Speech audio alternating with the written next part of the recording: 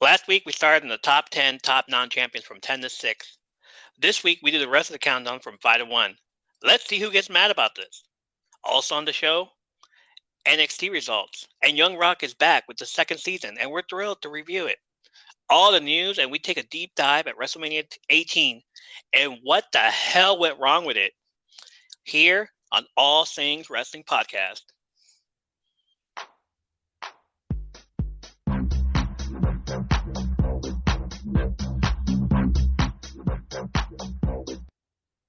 Welcome back to the show, fellow listeners. This is the All Things Wrestling Podcast.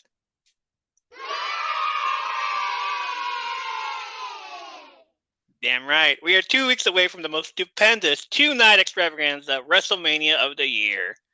We are your host, Ernie, and with me as always, and hopefully today, not ready for a fight this week, Michael. Sorry, I can't promise that. All right, we have our beers ready for later, but first let's get right to the news that matter. In Biggie news, Big E had his first appointment with his doctor on Tuesday, and he was basically told that he was lucky to be alive, but also was told, and he posted this on Twitter, had my first doctor's appointment and learning because of the C1 fracture. I narrowly escaped a stroke. Paralysis or death is very suffering. Life feels even more precious and valuable now. Well, yeah, dude. There's still no return update, just him taking it day by day. He went out for a walk, a little stroll the other day. If, good to see him do that. Yeah, at least he can walk. I mean, that's something. He can walk. He just, it's nothing major, just, minor stuff. He'll get back on there. Can barely hear you, dude. Oh, I was saying, yeah, minor. Broken neck, minor. I mean, if The Undertaker's in the news this week, and it may not be in a good way. Yeah, he went under a lot of criticism last year when he said the current WWE product was a little too soft. Nobody liked that one bit because they can't handle criticism from an old man these days. He did it again while being interviewed for his Hall of Fame induction ceremony coming up soon, and he had this to say. I think things have changed, and I can't just say that it's changed in wrestling. I think in all sports, there's a different generation. Call it evolution if you want. I don't think guys are leading the same lifestyle that guys in the past did. No, they're not. no, not at all. But that's not necessarily a bad thing. But Nah. One, they can't because everything they do, there's somebody somewhere pulling out a cell phone. I feel bad for them because they can't go and blow off steam somewhere after they work because they are constantly under some type of surveillance where I didn't have to worry about that because there wasn't cell phones and all that. Yeah, there was no social media back then. Can we go back to that? that kind of makes you wonder, though. What were they doing? Right? Like, well, you know the stuff they were doing. Shawn Michaels and Maybe all not that. all of it, though. Well, maybe not all of We it, know but what we know, but we don't know all of it. you don't know the whole story. When I came up, the locker room was a lot different. It was pretty crusty. You drove everywhere. You didn't fly very often. There were a few guys that have knives in their bags, guns in their bags. It was a different group of men. Not saying one is better and one is worse, but they had a different way of settling things with, scissors and all that. Yeah. That was one way to settle something with scissors. Yeah. Yeah. We'll save that for another show. Yeah. Or, you know, the whole stabbing. Yeah, anyway, if there was a disagreement, they go in the shower and that's where everything. Oh, I shouldn't have said that. Ooh. Too That's soon, dude. That's a Wow. whole other show. That is. Wow. You discussed it and come to an agreement or you threw down. Yeah. Are you trying to tell us something, dude? Those guys didn't put up with any kind of crap and weren't afraid to call somebody out. Today's athlete is just that. They are athletes. They've been trained to do this. I'm sure there are some, but I don't think they have the same bad habits that a lot of us had.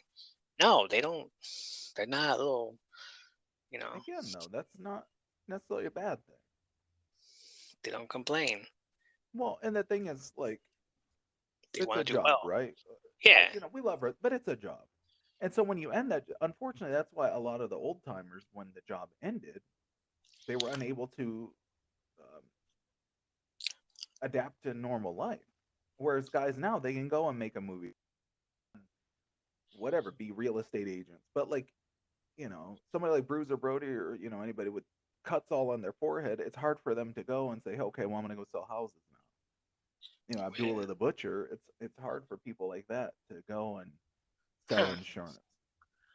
I wonder what Abdullah the Butcher is doing these days. Well, he owned a restaurant or something, but Nice. other than that, you know what I mean. It's whereas now the guys are normal guys. They have degrees. They have other hobbies in Responsibilities. life. Yeah. Right. He goes on to say it's not just the lack of bad habits. One change Callaway definitely sees as an improvement is that viewing wrestlers as athletes has brought a different approach to health from both the performer and the promoter. Fortunately, our business has evolved. Now we have trainers and we have doctors that travel with us. There are protocols in place when you do get hurt, concussions. He said, so that is one of the greatest evolutions in our business that you have to. If you do get hurt, you have to get cleared before you're allowed to get back in the ring. Yeah. When back in the days, like, I can work through this. No, Shawn Michaels, we don't want you to lose your smile. Well, it's kind of hard to find a doctor who knows how to evaluate somebody from parts unknown. So at least now we all know they're from Michigan. Oh my goodness. And Or well, he was from Death Valley. The one that was that's part true. unknown was freaking Ultimate Warrior. Well, lots of Pop, people were from parts. Papa Shango. I was like, did they all come up from the same place? Parts unknown. Where is that at exactly? Was unknown. Parts unknown USA. Yeah. Deep dive on that one. Yeah. It's from the Mariana Trench. Get top 10 parts unknown Yeah, there you go. That's another one. on the next podcast. Top 10 parts unknown. All the top wrestlers that we loved, but they were from parts Where the unknown. hell were they from? Where the hell were they really from? I'm gonna say Ultimate Warrior was from that spaceship that he wanted He to probably travel was. Yeah. travel in. Gotta get that whatever. Whereas early on, one, you didn't tell anybody that you were hurt because you didn't want to take any time off because you didn't want to not get paid. It's a bloody vicious cycle. You're out there working hurt, and when you're working hurt, you're trying to protect one thing. Then you're going to end up hurting someone else. He does think those changes have come with a price, though, and Taker's going to shout out the guys who deliver what he wants from the product despite the differences. I feel like there's a level of grit that is missing from today's product. Here we go. I can just hear everybody typing on their computers in the basement. I don't know Be that. nice. I don't know that it's anybody's fault. We all aged out, so that new group has come up. When you watch Brock Lesnar wrestle, you're interested because you know he's got this background. Suplex City. Not only as an amateur wrestler, Suplex City, professional wrestler, Suplex City, mixed martial artist, uh, Jim Ross. Brock doesn't do a bunch of crazy moves. Brock manhandles your ass. Suplex City. You get in there and you get thrown around and you get smashed. He's dead already. Stop. Stop! He's already dead. Roman has a little bit of that to him. Really? When he wants to. Randy has that to him when he wants to. What? Yeah, I agree with that with Randy Okay. Orton. All right. I agree with But that. but a lot of the talent, younger talent, is the evolution of that comic book era. It is Sure. the superhero era. Yeah. I I mean, think, yeah, I would even say with Roman Reigns when you watch a lot of his stuff. I mean, you can definitely tell that he's working, but it's good, but you can definitely tell like it's pro wrestling for yeah, whatever that means. definitely. I think that's what their motivation and that's what their inspiration is. And they didn't have to come up and bust heads in bars and figure out how they're going Right. to eat and things like that. Right. And quote. But that's a good thing. They're not going places where people are challenging them and biker bars and crap like that.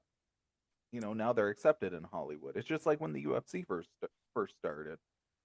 versus now. Now they're stars. They're not animals in cages. True. That's all the news that we had this week. Big E and Undertaker. Okay. Well, WWE had plans to bring in the NWO for WrestleMania weekend before the passing of Scott Hall. Unfortunately, that won't happen anymore because No, of that. not completely. Well, Are they just not doing it at all? no, they're Okay. Hall passed away earlier this month after being taken off life support following 3 heart attacks 2 days before. He was originally hospitalized for a broken hip, as he had fallen at his home and later had complications from hip surgery. As of this writing, from WrestlingNews.co, it's unclear whether WWE still plans on bringing Kevin Nash, Shawn Waltman, and Hulk Hogan for WrestleMania weekend. The legendary group was inducted into the WWE Hall of Fame as part of the 2020 class last year because of the COVID-19 pandemic. Still do it. Still do it. Yeah, I think they should. I think even more now they should. Yeah. Have all 4 of them, Kevin Nash, X-Pac, Hulk, all 3 of them go out and do the Too Sweet, and then stand in the ring, and Kevin Nash does his thing, and then they're just like, "Hey yo," and go on with that. Well, and I think maybe even similar if they borrow from like what they did for Kobe Bryant, maybe they should have seats for all of them and then have one empty seat, but with like a jersey or something with his name on it to show that that's his match. Yes, that would be awesome thing to do. Like his vest or something, the vest that he used to wear to the ring. The vest, that Razor Ramon vest, Yeah. the Scott Hall with the red and white vest, or red and black. Yeah, that would be great. Yeah, I think they definitely should do that. Something like that. Yeah, some. Not exactly that.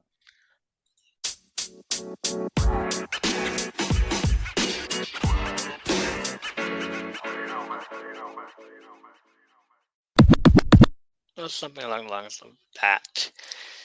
That's all the news we have.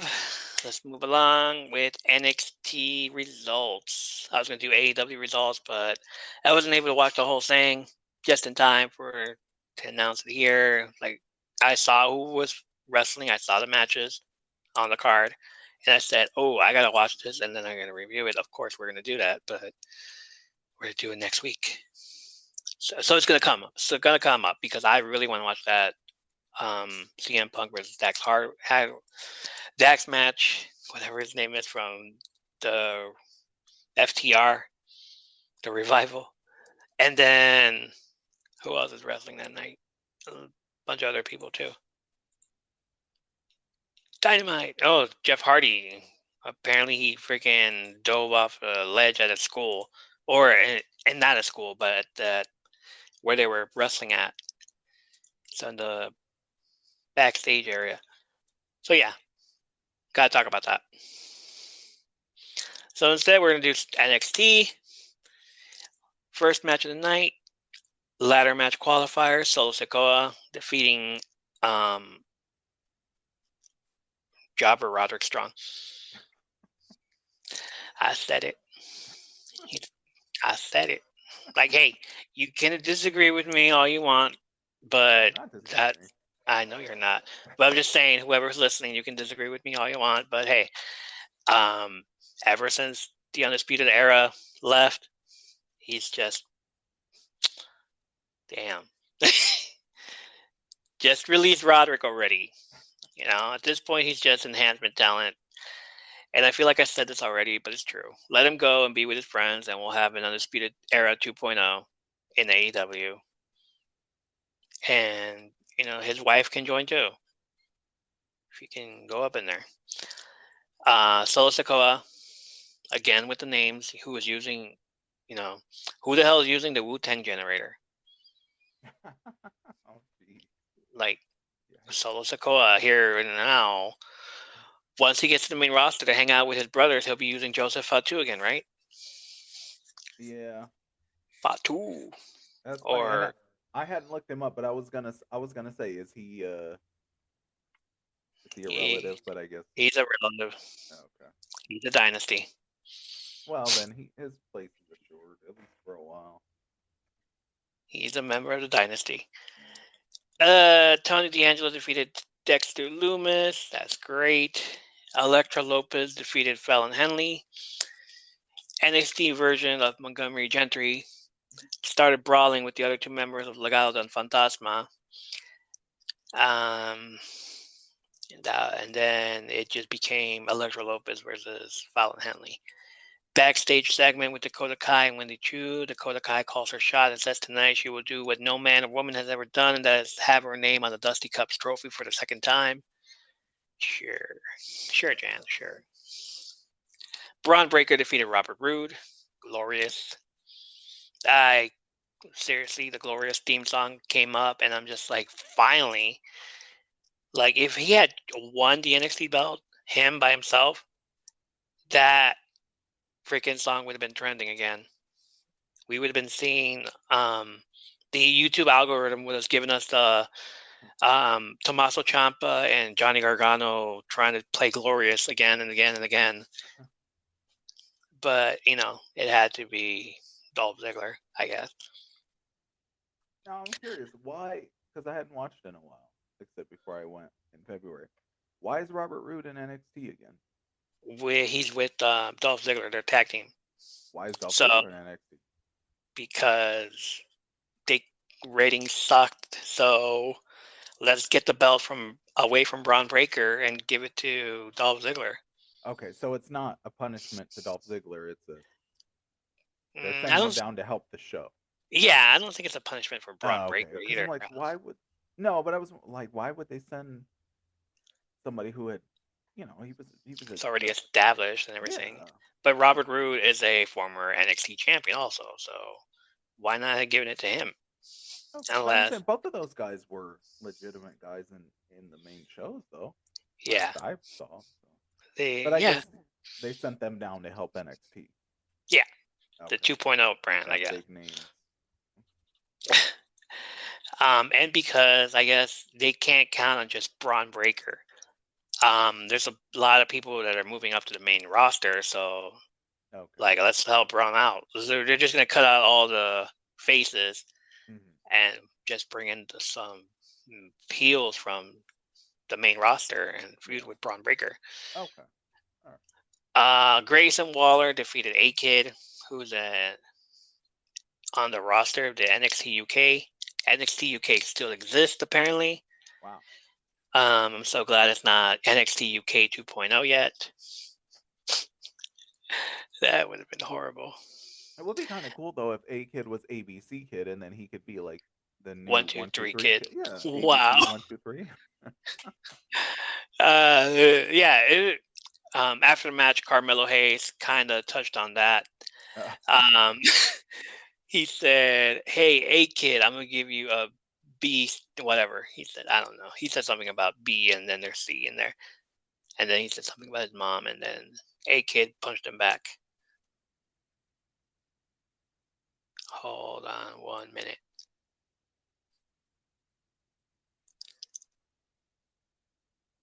And then he punched him back. After the match, Carmelo Hayes gave A-Kid another chance to be in the ladder match for another qualifying match next week. And you'll hear about it later. The Creed brothers defeated Grizzled Young Veterans, or the Steiner Brothers 2.0. After the match, NXT Tron, I don't know what to call it, showed the Diamond Mines locker room getting vandalized with cameras showing someone texting on their phone and sending it to the screen saying that they will find the Creed brothers. It's not MSK because they were both tall, and it's not Imperium because they showed footage of them getting ready for the next match, which was, I don't want to say his name like this. Walter defeated Duke Hudson. Gunther, whatever. No, dude, you're still Walter. I don't care. Just like Dewdrop is still Viper.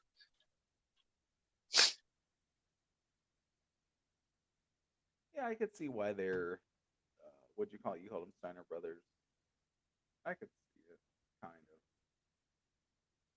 Sort of. Are these guys actually brothers? Okay. So yeah, they're really brothers. They Are uh, they? Okay.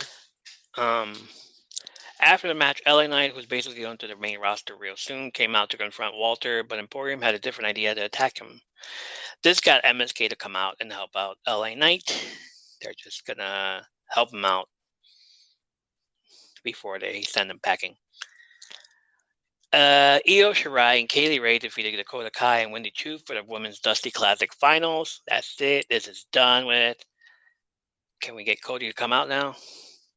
No, not yet. Okay.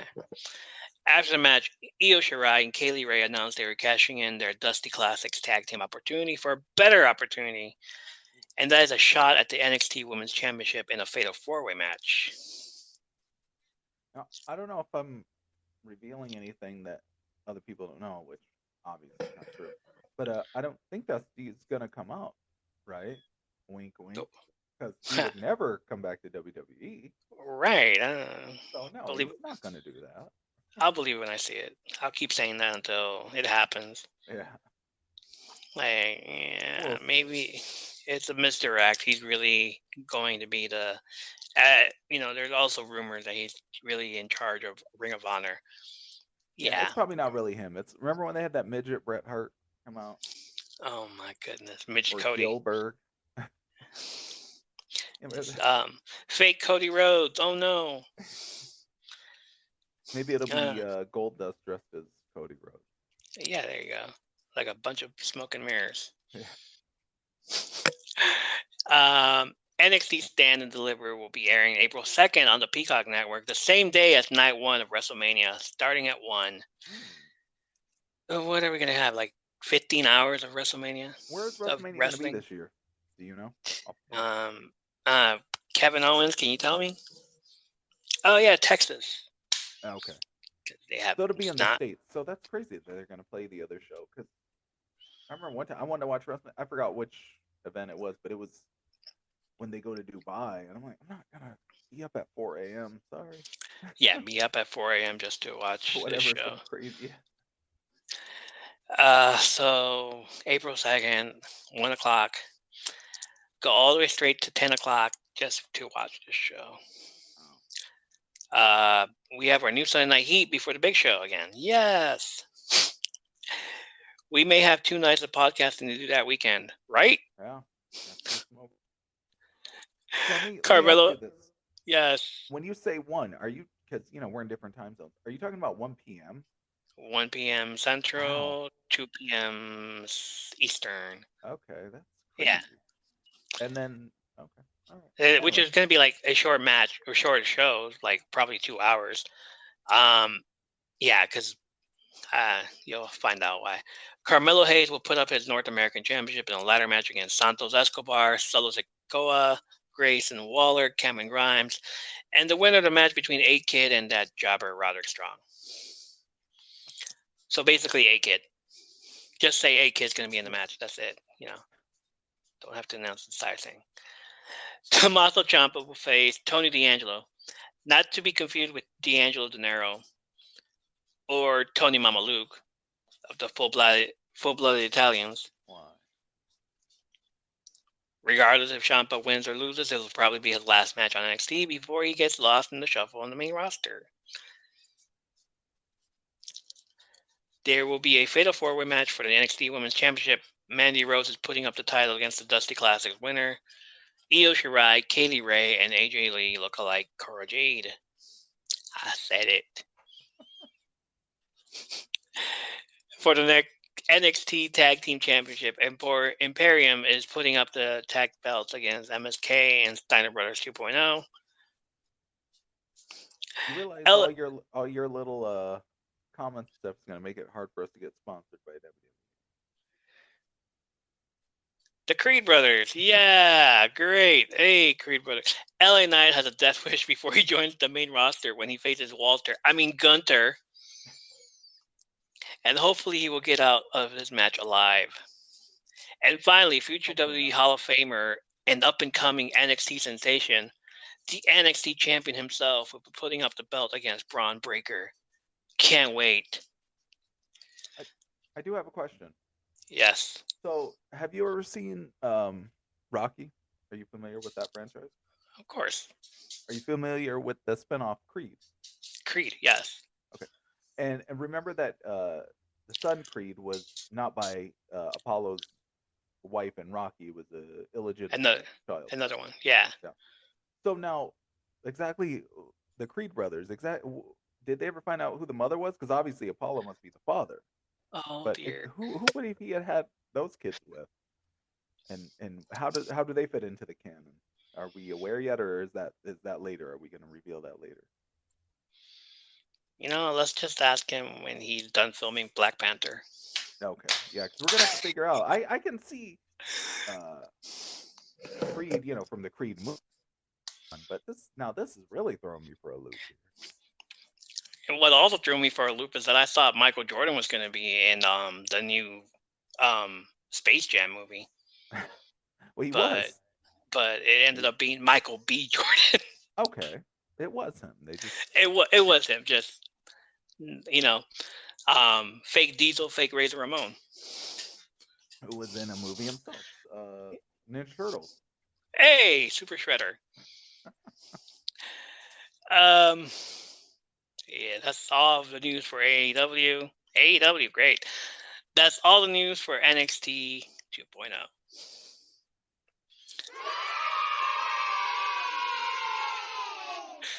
Oh my We God. have a great audience. Thank you, Yes, guys. we do. So glad you guys are here. We are live. We're in a live studio audience, live studio building this week. Support literacy for underprivileged youth, so that's why the audience is that way. Sweet. Too sweet. Can't start them too young, right? Correct. So, Stand and Deliver will be on the NXT at one. Well, the NXT that day, the same day, day one. After that is the kickoff show, which you will watch on the USA Network. After that is WrestleMania Night 1. So you're basically on all day. Yeah, wow. You're going to be exhausted by the time. You know what? Don't even worry about it. Don't even watch the shows. Like, I'll just skim through it and be like, oh, we'll let you know. just listen to us. We'll let you know what happened, if it was worth watching. We'll do the same reviews that we do here also. Like, how many videotapes will we give it? What we'll do is this: we'll be like the Mr. Skin of wrestling. We'll tell you, 30 minutes. Tune in here, 42 minutes, like that. We'll tell you where and when to watch. You don't have to watch the whole time. Watch us. We could use a few more million listeners. Viewers, listener. Doesn't. Yeah. Tell your friends. There you go.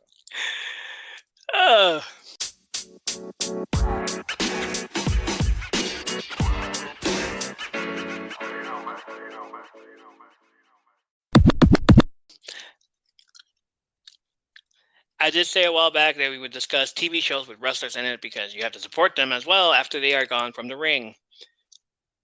Once season 2 of Heels gets back on the air, I will be watching it live. Also, The Rock's Road to Become the President, the documentary TV show, is back on NBC, and we still don't know if he won after last season's cliffhanger season finale. Great. So let's start off with season 2, episode 1 and 2 of season 2. The first episode, hilarious. Tony Atlas and his laugh, played by Antoine Torbert. After this episode, I had to go back on YouTube and listen to Tony Atlas laugh for at least another 40 seconds because it was dead on. I couldn't. It's like, wow. Danny Garcia, The Rock's ex-wife, played by Arlene Broke, who is also on Ballers of his show. And Downtown Bruno, played by Ryan Pinkston, who we will tell you who his real name was later on. So, episode 1 starts off. Randall Park plays himself doing a documentary interview with Dwayne Johnson, who is running for president of the United States, on a horse, telling us that we are weeks away from November voting. Coincidentally, it coincides with WrestleMania. Cool. Each week on every episode, Dwayne Johnson does something political or non-political that he's reminded of when he was young in his three other decades. There's Baby Dewey. There's Baby Dewey, who is 10 years old. Teenage DJ, who is 15 but looks 30. Buy me a beer. And College Dwayne, who is trying to get his NFL career on track, or so he thinks. Wink, wink. We know what you're doing. He thinks desperado and sends a voice memo to his daughters in a group message, which Randall says is a great dad move, which Dwayne starts telling him the story of his father and how he feels he should be there for his daughters, even if his father wasn't there for him. So we go flashbacks to 1983 in Hawaii, and Dewey is watching TV with his mom and grandma, who is supposed to be on house arrest. Right. So they're watching the wrestling match in WWE where Rocky Johnson and Tony Atlas won the WWF tag team titles from Alpha and Sika, the Wild Samoans. I love how it's so you could tell who they are. But even though they're just like, yeah, it's Alpha and Sika. Like, yeah, we know who they are. It's freaking hilarious that they got some actors to play them. They actually look like them.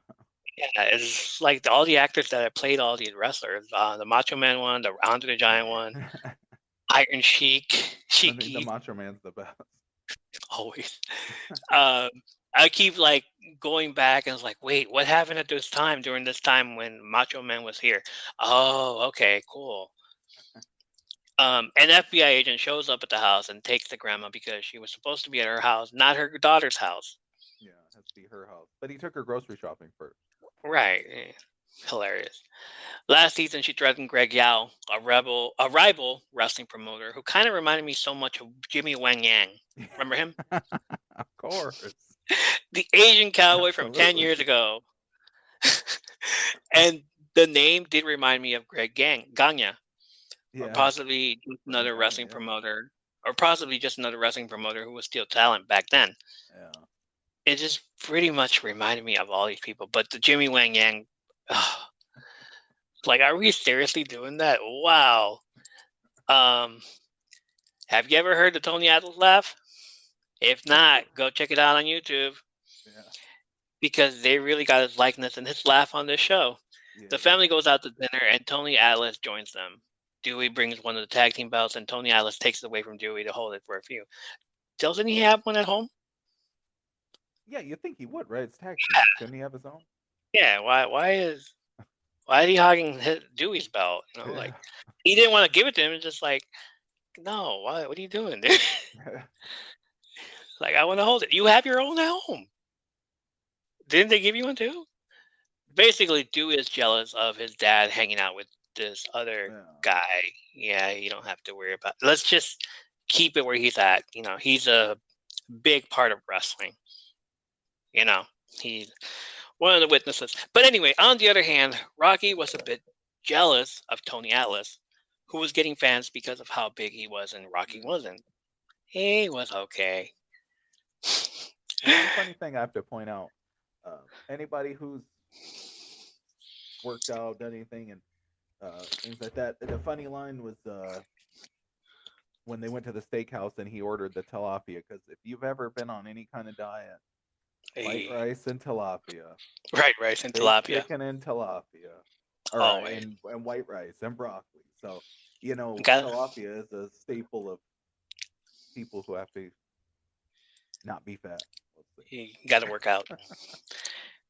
Show that progress. Show goes to right. Show goes to commercial and comes back, and we're in 1987. DJ goes to live with his dad, who is working in Nashville, which means Memphis Wrestling. Yeah. Rocky Johnson is working for Jerry Lawler because he claims that they need him to cut a few promos. I love that Jerry Lawler was mentioned. What was he doing? Yeah, he wasn't in WWE yet, but still. Like, oh shit, the king of wrestling. The king of Memphis, I mean. Yeah. Yeah. DJ gets there and Bob Owens picks him up. Old wrestler from Nashville territories. He takes DJ to a hotel where Rocky wanted to drop him off, and there DJ meets up with Downtown Bruno, who we all know as Harvey Whippleman. My favorite manager, scheming little asshole of all time, and they're still best friends. when he was managing Giant Gonzalez at WrestleMania 9. Oh, most definitely. What His resume. happened? Oh, wow. His resume comes up when he is introduced, same as every major character we see on the show. So I'm guessing we're going to get see a lot of these two. He is known as the most villainous manager in Memphis and inexplicably becomes one of Dwayne's best friends. Hmm. Still can't believe they're best friends. Yeah. Like, if anybody's a weasel, it's him. Yeah, I think so. Yeah, even more than Bobby. Than Bobby Heenan, because I've heard stories that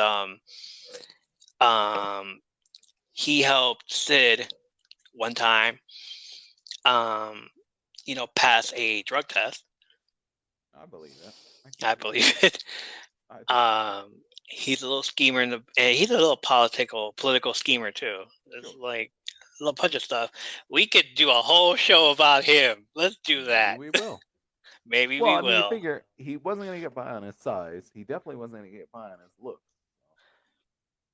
Of course not his looks. I mean, even though he did have a tuxedo match with the Fink, we remember stuff around here. Oh, unfortunately. Unfortunately, even Mae Young. Oh. Kids today, don't ever look up Mae Young, please. No, don't. M-A-E, not M-A-Y. Don't look up. Don't ever look up the hand. No, don't. Don't look that up. With Mark, don't look it up. Don't look it up. Into Google. Don't type into Google Mae Young having a hand as a kid. With Mark Henry.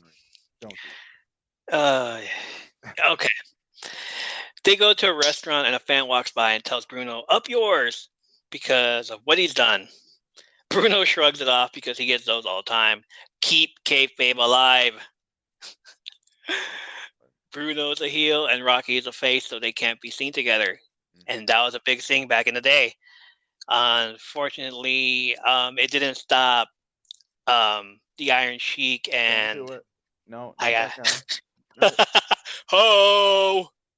No, that it guy. wasn't the Ho Train. It wasn't that. So. No, it wasn't the Ho Train. It was Hacksaw Jim Duggan. Oh, see. Okay. That didn't stop Iron Sheik and Hacksaw Jim Duggan from riding together and getting stopped by the cop because they were pulled over because they were smoking weed. No, that never happened. No, that never happened. Sure. It's fake news. Fake news. Don't Google that either. Don't Google Iron Sheik or Hacksaw Jim Duggan together. It never happened. And also, don't watch Bigger, Stronger, and Faster by Chris Bell. Don't watch. Oh my. Now I'm curious. Okay, I had to look up Rocky Johnson's wiki, and it doesn't show anything about working in Memphis or for Jerry Lawler. So he lied, man. It does mention that he was all over the territories in NWA winning championship belts, but nothing about Tennessee, Memphis, or any of that surrounding area. So he was just probably working at a bar, and hey, I know Jerry Lawler. Well, I was going to say, though, and a lot of the Rock stuff, if you see documentaries about him, he talks about living in Tennessee at times. So yeah, but never getting to see his dad. That was the whole point. Yeah. Here. I just typed it in. There is a segment where Rocky Johnson, he actually faced Jerry Lawler for a Southern title match in 1977. Okay, so he never held 1977? Yeah. Okay, but he never held a belt there. He was working for him, but he was working for him, but probably like a janitor and stuff. No, but look, it says Jerry Lawler tricks champion Rocky Johnson into a title match. Oh, I see that. It was at this time that he tells the story of him going up to Canada and joining the CFL and having stories with him calling his new girlfriend at the time, ex-wife, and pretty much partner of everything, Danny Garcia. He met her when he was 18, when he didn't have any stability in his life. In the CFL, there are different rules and different energy than the NFL. He would be offside when he thought he wasn't. The field was wider. 12 men on the field instead of 11. Yeah, I was confused by all that stuff in the CFL. I was like, no, I'm not watching this. I'm used to all this other stuff in the NFL. The first year, he didn't make the team, but was put on the practice squad, which made less than minimum wage. So on the regular team, he would have made $55K a year. On the practice squad, he makes $350 a week in loonies, which is converted to our dollar system as $276.12. That's rough. Wow. Especially back in 1994. The flashback is over, and Dwayne Johnson tells Randall Park that this is why he sings Desperado to his daughter, because of the stability in his life. And the first episode ends, or so we think. We get one more scene of Sean Astin from Lord of the Rings. We know him as Rudy or Samwise, as Dr. Julian Echo going on social media berating the DJ and not his president. And the world should hear what he has to say about him. And we do get to hear what he has to say about him. Episode 2 is titled $7, which basically tells the story that The Rock tells how he only had $7 after he got released from the CFL, but before he joined the WWE. $7 is also the name of his production company, that is managed by him and his ex-wife, Danny Garcia. Okay, so ask me after this about my theory of who could be in charge of WWE if The Rock buys it. Pretty good theory. Episode 2 takes place in Calgary of 1996 when he was cut from the CFL. Even though he got better with the practice squad, they still cut him out. But it's during this time that he befriended defensive lineman and first deaf player in the history of the CFL, Kenny Walker, who also ended up playing 2 seasons with the Denver Broncos. Meanwhile, the Beast storyline transition has Rocky Johnson, Ada, and Grandma watching the O.J. Simpson trial. Good times.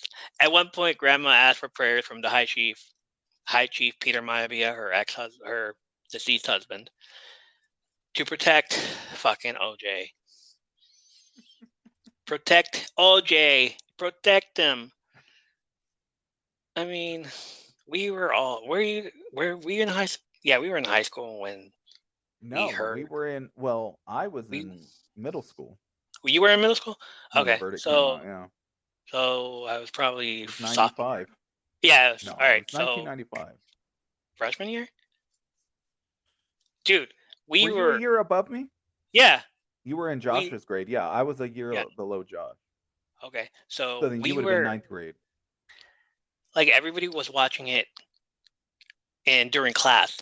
Yeah, same with me, but I was in 8th grade. So, we're in the other class taking a test, and we hear the freaking verdict, and everybody is fucking cheering. Wow. Wow. I'm like, what? What's going on over there? Oh, the verdict. OJ is not guilty. I'm like, what? So and they're cheering for this? So let me explain to you. Now, I was you're from California, so you may be familiar. At that time, I was living in a place called Newcastle. Are you familiar? Newcastle? Sure. Yeah. Okay. Well, it was basically like 10 minutes from Auburn. Okay. Okay. Are you familiar with Auburn? Yeah. Okay. So when I was in class, do you think they were cheering in Auburn? Were they? Hell no. Auburn was basically Deliverance. Wow. I remember a kid actually got kicked out of class. Well, I was the only non-white kid in the class. We'll just say that.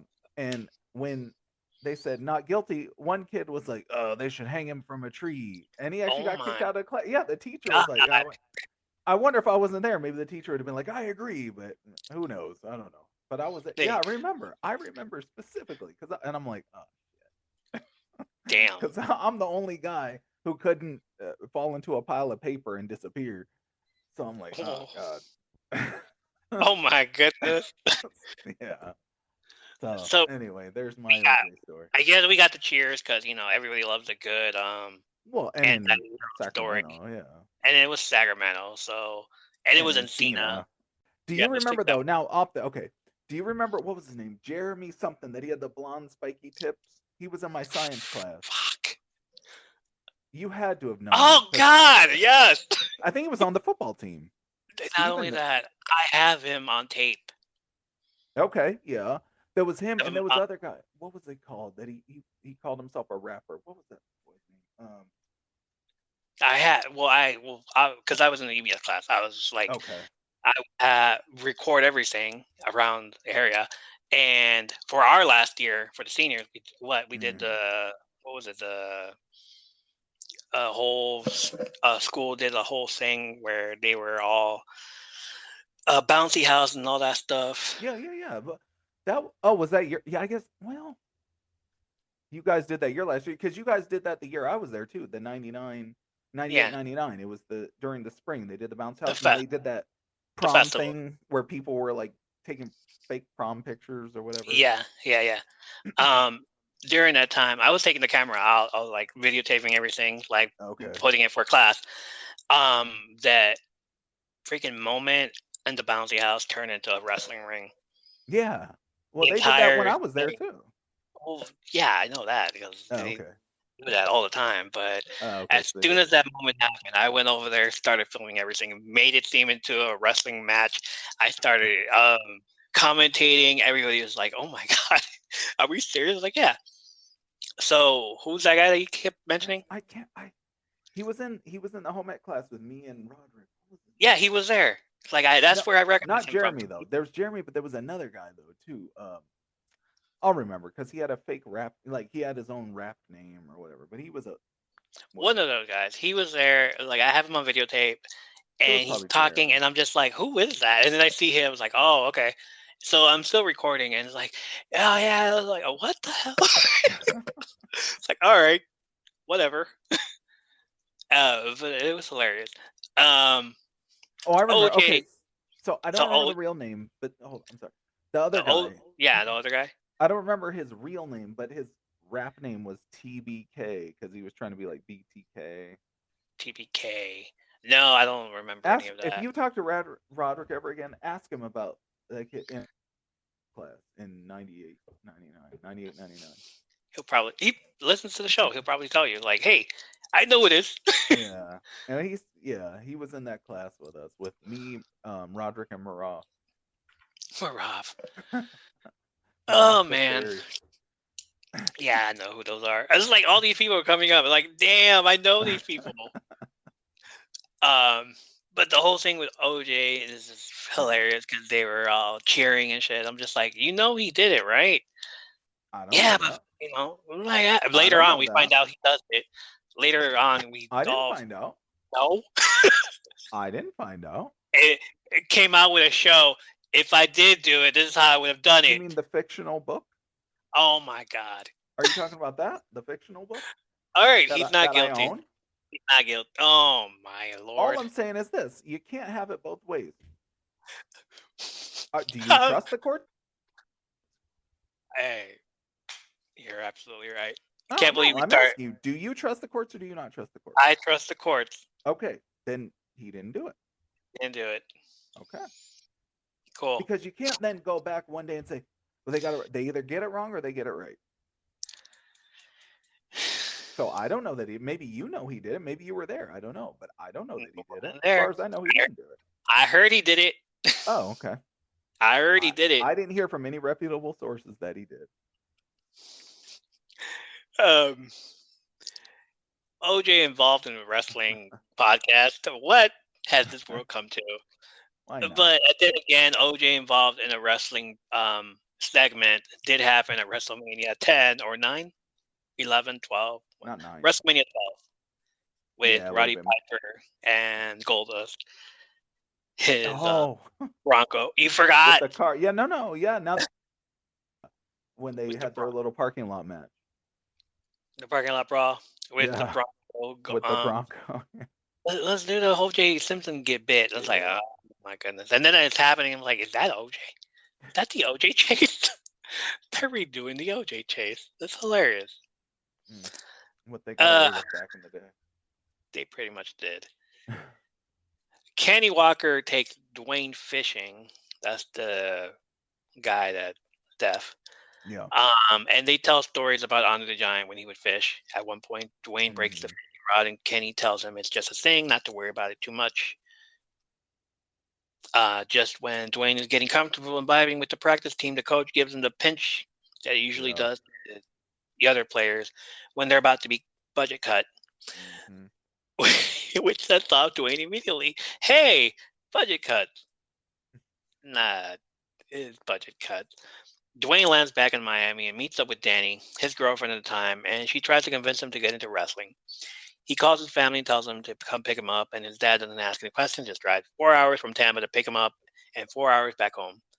He looks what's in his pocket for money, and he takes out $8, but one of the dollar bills fly out of the window and land on an alligator's face because they're driving through Alligator Alley, Alligator Road. Doesn't really matter. Rocky Jansen is about to risk it all, lose his hand for $1. It's all in the hips. But Dwayne convinces him it was just a thing and not to worry about it. Back in the present, Old Man Rock gets notified that the man that closed out the last episode, is still talking shit and saying that The Rock threatened to kill him in elementary school. How do you remember that? Like, yeah, when we were kids, he threatened to kill me. Yeah. We say that all the time, though, right? I'm going to kick your ass, kill you. Oh, yeah. I mean, we don't really mean it, but... If we were all held accountable for all the things we've ever said in life. Oh, boy. We would be canceled by now. We were canceled, strung up, quartered, and guillotined and all that. And we end it with The Rock knowing who this guy is. He says, oh, shit. But he doesn't say it. Admission of guilt. Admission of guilt. Yeah, kind of. Like, oh, man. So, Tony Khan works for AW. The other Khan, Nick Khan, who works for WWE, like if Vince McMahon ever to sell, like I believe Nick Khan would be like, hey, I know exactly the guy who would buy it. Because, he also bought the XFL. Call The Rock up and be like, hey, do you want to buy WWE? It's up for sale. The Rock be like, hell yeah. How much? Give him a number. The Rock will buy it. Doesn't matter. The company will buy it. $7 production presents WWE. They might have to get a loan too. But who's in charge of WWE now that The Rock owns it? Can't be The Rock because he's out here doing stuff. He wants to, become president. He wants to do this. He wants to do movies. His ex-wife, I guess. Give it to the ex-wife. Danny Garcia now owns the WWE.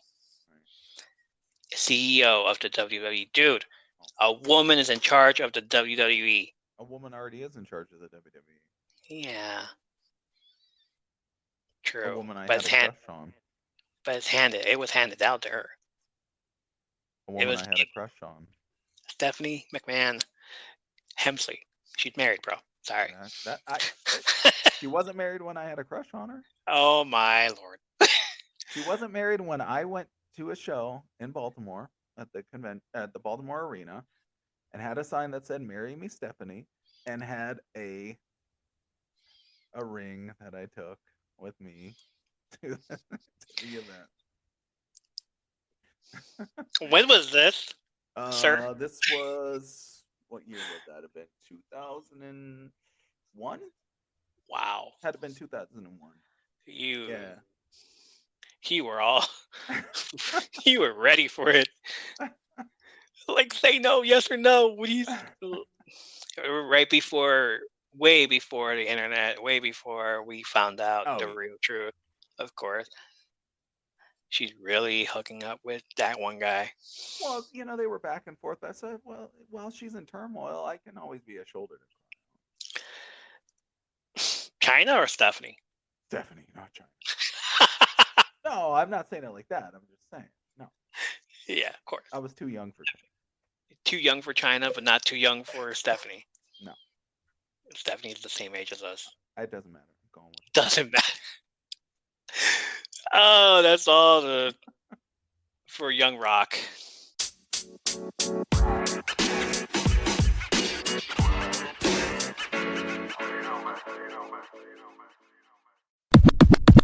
We put out the question of the week a few weeks ago. What are your top wrestlers, either heel or face, that were top guys in their era and their company, but never got the big belt? the World Championship in WWE or the WWE Championship. Again, keep in mind, growing up, we only watched two companies, one in WWE and the other in WWE. This list got a little controversial. The sum is going to have a lot of people saying bullshit. Last week, we started the top 10 list, but we stopped at 6. Tonight, we're continuing on to that countdown from 5 to 1. Well, and So, let me point out something real quick, just for the listeners. If there are repeats, we each have our own top 10. So, like, let's say your number 9 could be my number 2. exactly. Could be. Could be. So why don't you start us off with number 5? All right. And are we ready to drink? Is this when we drink? Well, I've already been, but sure. Just wine this time. Oh, okay. Keep that light.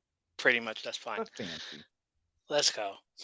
All right, start us off. Let's go. Who are we going to complain about? My number 5 is going to be Superfly, Jimmy Snuka. Nice. Okay. Definitely a superstar back in the day, fan favorite. Everybody loved him. Young people, old people, involved in. Although he wasn't the cause of the controversy, but he was involved in a controversial segment with the coconut. I don't see why they couldn't have put the belt on him for half a year. Half a year would be fine. Yeah, he had the look. He had the talent. He could go. I don't see why for at least half a year. Yeah, it's true. All right, my number 5. Oh boy, can't wait. Owen Hart in WWE 1991 through 1999. Not because of his death, it's more of a he should have gotten it when he was feuding with his brother. SummerSlam should have been it, but he didn't receive that push. Instead, it was given to Bob Backlund, crazy psychotic heel. Owen was a top heel from the start of the year. He won the King of the Ring. He should have put him in the front of the line. He got together with Yokozuna, and then when that finished, they let Yoko try to go after it again instead of Owen. They had Owen and British Bulldog as a tag team, so they let Davey Boy go after it. Owen gives HBK a concussion. Still not a championship opportunity. Montreal Screwjob happens. Owen's the only one that stayed. That should have been a reason to give him the belt at least for a few weeks before throwing it back to Shawn Michaels, who left anyways because he had a bad back. You know, give it to the guy that can actually wrestle. Not that guy. Not, I lost my smile. Not my back. Not, all that. Give it to the guy that can actually wrestle. Put him in a match against Stone Cold Steve Austin. That would have been a better pay-per-view main event. Yeah. And friggin' WrestleMania. And, from there, hey, build up would have been like, you broke my neck. And Owen would have been like, yeah, I broke your neck. Yeah, like what are you going to do about it? Stun me. And, Hardcore Holly, right? That could have been a precursor to that. Pretty much. PWI Feud of the Year with Bret Hart in 1994. Number 10 in the PWI Top 500 in 1994. Even he's my top 10. He's on there. Let's go. Okay. That's a good. I'm surprised he's not your number 1. We're not there yet. Like, I'm trying to get people to listen, and then like, you lost me. We'll see if I lose anybody. I'm also a member of the Old School Wrestling group. I got a few people here. I got Neil Preet saying there's a few WWF guys I thought could have had a good run. Did Razor ever get it? Big Boss Man, Rick Rude, Jake Roberts, all were talented enough in some way that I could have seen them with a run. I agree, dude. I agree. All good names. Some people said Double A, Ricky the Dragon Steamboat. Yeah. So, Wahoo McDaniels, which I thought, like, wow, really? Yeah, that's kind of wow. You got some trolls. Right, you got some trolls, the usual trolls. Repo Man. I'm like, really? Tito Santana. Okay, that's fair. Hercules It's better Hernandez. than Repo Man. Hercules Hercules is Hernandez. good. I like Hercules. Stop. Ken Shamrock. He kind of had it for a weekend. Bam Bam Bigelow's on that list of. That's Wow. Good. That's you don't agree with that? Yeah, I do, but the fact that they made him into a jobber that whole year. Well, yeah. With But before with the that- $1 Million Corporation. I got Paul Orndorff, Wahoo, Magnum, Nikita, all basically people that you said. I do like Paul Orndorff.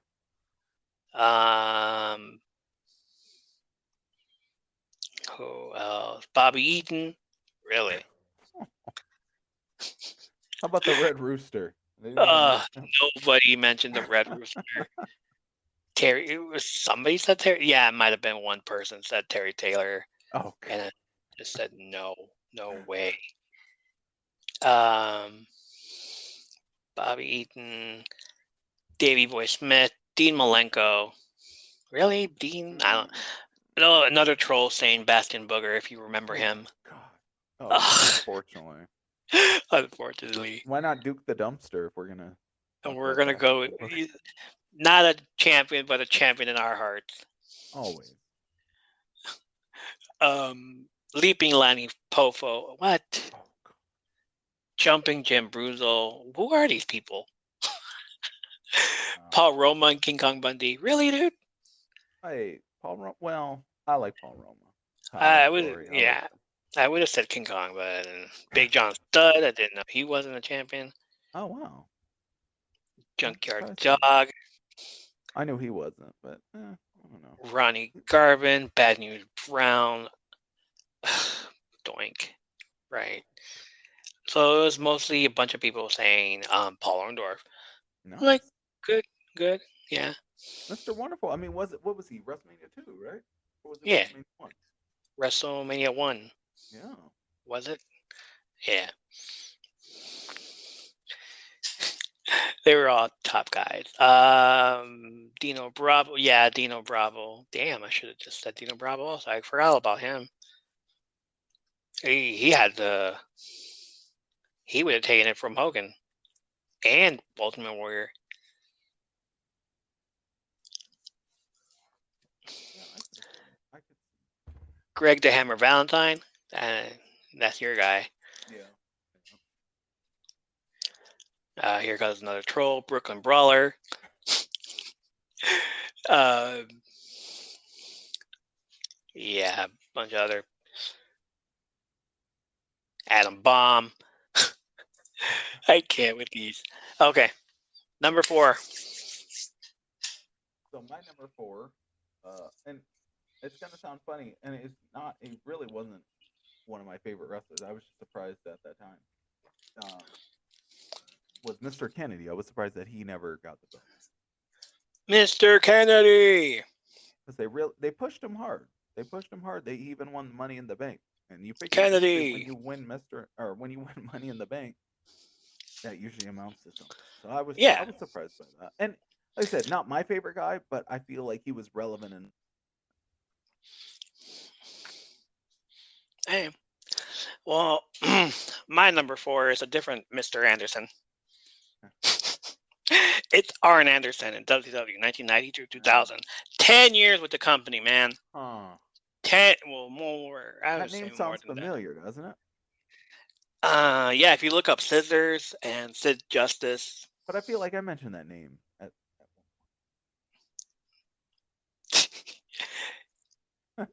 Yeah. I'm not going to disagree with you. I'm saying it. I feel like I mentioned. Yeah, pretty much. It's Arn Anderson. The number 1 top man of the top heel and top stable in the company. We should do that next. And even when Ric Flair left, Arn should have picked up the slack. What did Triple H do when HBK left after WrestleMania? Tripp became a top guy. So instead of him becoming top guy in WWE when Rick and Flair and Sid left, they make him go after the tag belts. Really? Why?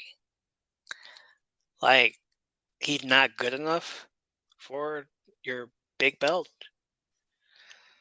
Honestly, this was his chance to prove he wasn't just the master of the spine buster, but a good main eventer. He was WCW TV champion 4 different times, WCW Tag Team Champion with 4 different people 5 times, ranked number 9 of the PWI 500 magazine in '91. You talk about a company man, this man was it. Only they didn't pull the trigger on him because they were too busy experimenting with others that didn't deserve it. Yeah, Lex. Alexander. Maybe you saw just because you had that belt over there, you were gonna get on the road. Who needs a belt when you have a bus? Oh, yeah. Number 3. All right. My number 3 is Jerry the King Lawler.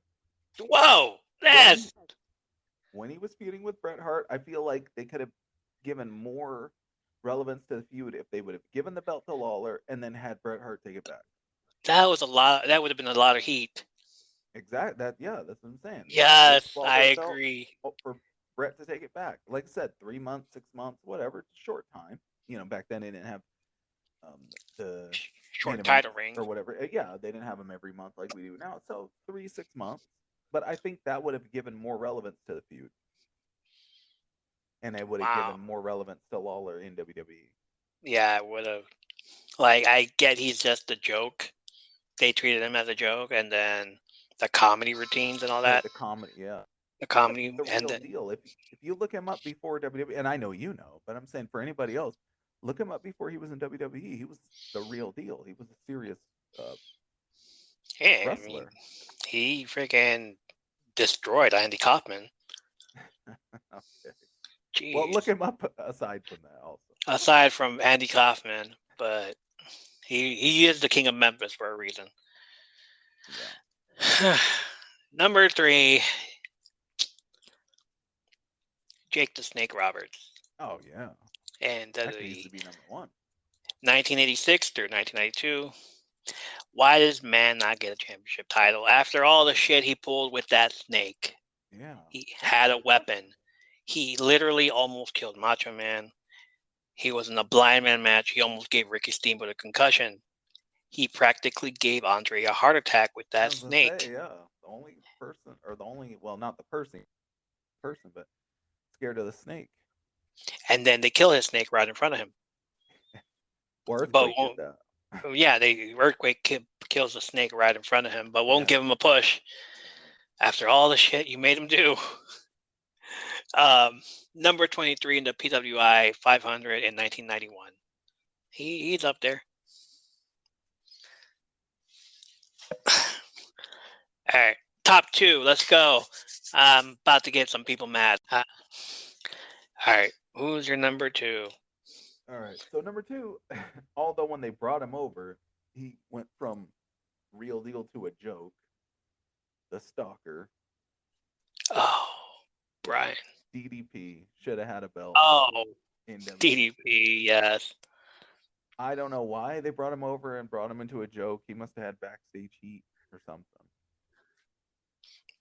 I don't think it was more. I don't think it was backstage heat. I think it was more of we own your contracts. We own WCW. Let's make WCW into a joke. And all the stars, every champion from WCW was turned into a joke. Booker T. That's true. And DDP. Not Jericho though. He was the joke. He never held a belt though over there. Never held a, but I guess he spun it in the right way because Jericho kind of became a bigger star in WWE than he was in WCW. Pretty much, yeah. But everybody that they bought after they bought WCW, everybody that from there, that was the champion, like the heavyweight champion true. from that there. Big guys, yeah. Top guys were just treated as jokes. DDP, Booker T at first, Scott Hall and Kevin Nash got relegated. I was Buff Bagwell for one night. Upset about Buff Bagwell for one night. I was legitimate. Because I like Buff Bagwell a lot. Scott Steiner, pretty much. Yeah, but he was a WWE guy before he was a. Well, I can't say, Yeah, but he was a WWF guy, you know, for 1 before year. he made his big name. For 1 year. Yeah. He was in WWF for 1 year. Really? Was it And only 1 year as the that was Steiner only brothers? that was the only 1 year, and Oh. it was the whole Steiner brothers going after the tag belts, and that was it. Wow. Because He as a went kid, I remembered him only as a WWF guy. Like I wasn't even right. watching WCW. Thought so too. And then he Oh, goes to WCW, stays there forever, and NWO and all that. Like, okay. you're part of the reason we lost the ratings war. No, I gotta kill your momentum, kid. Yeah.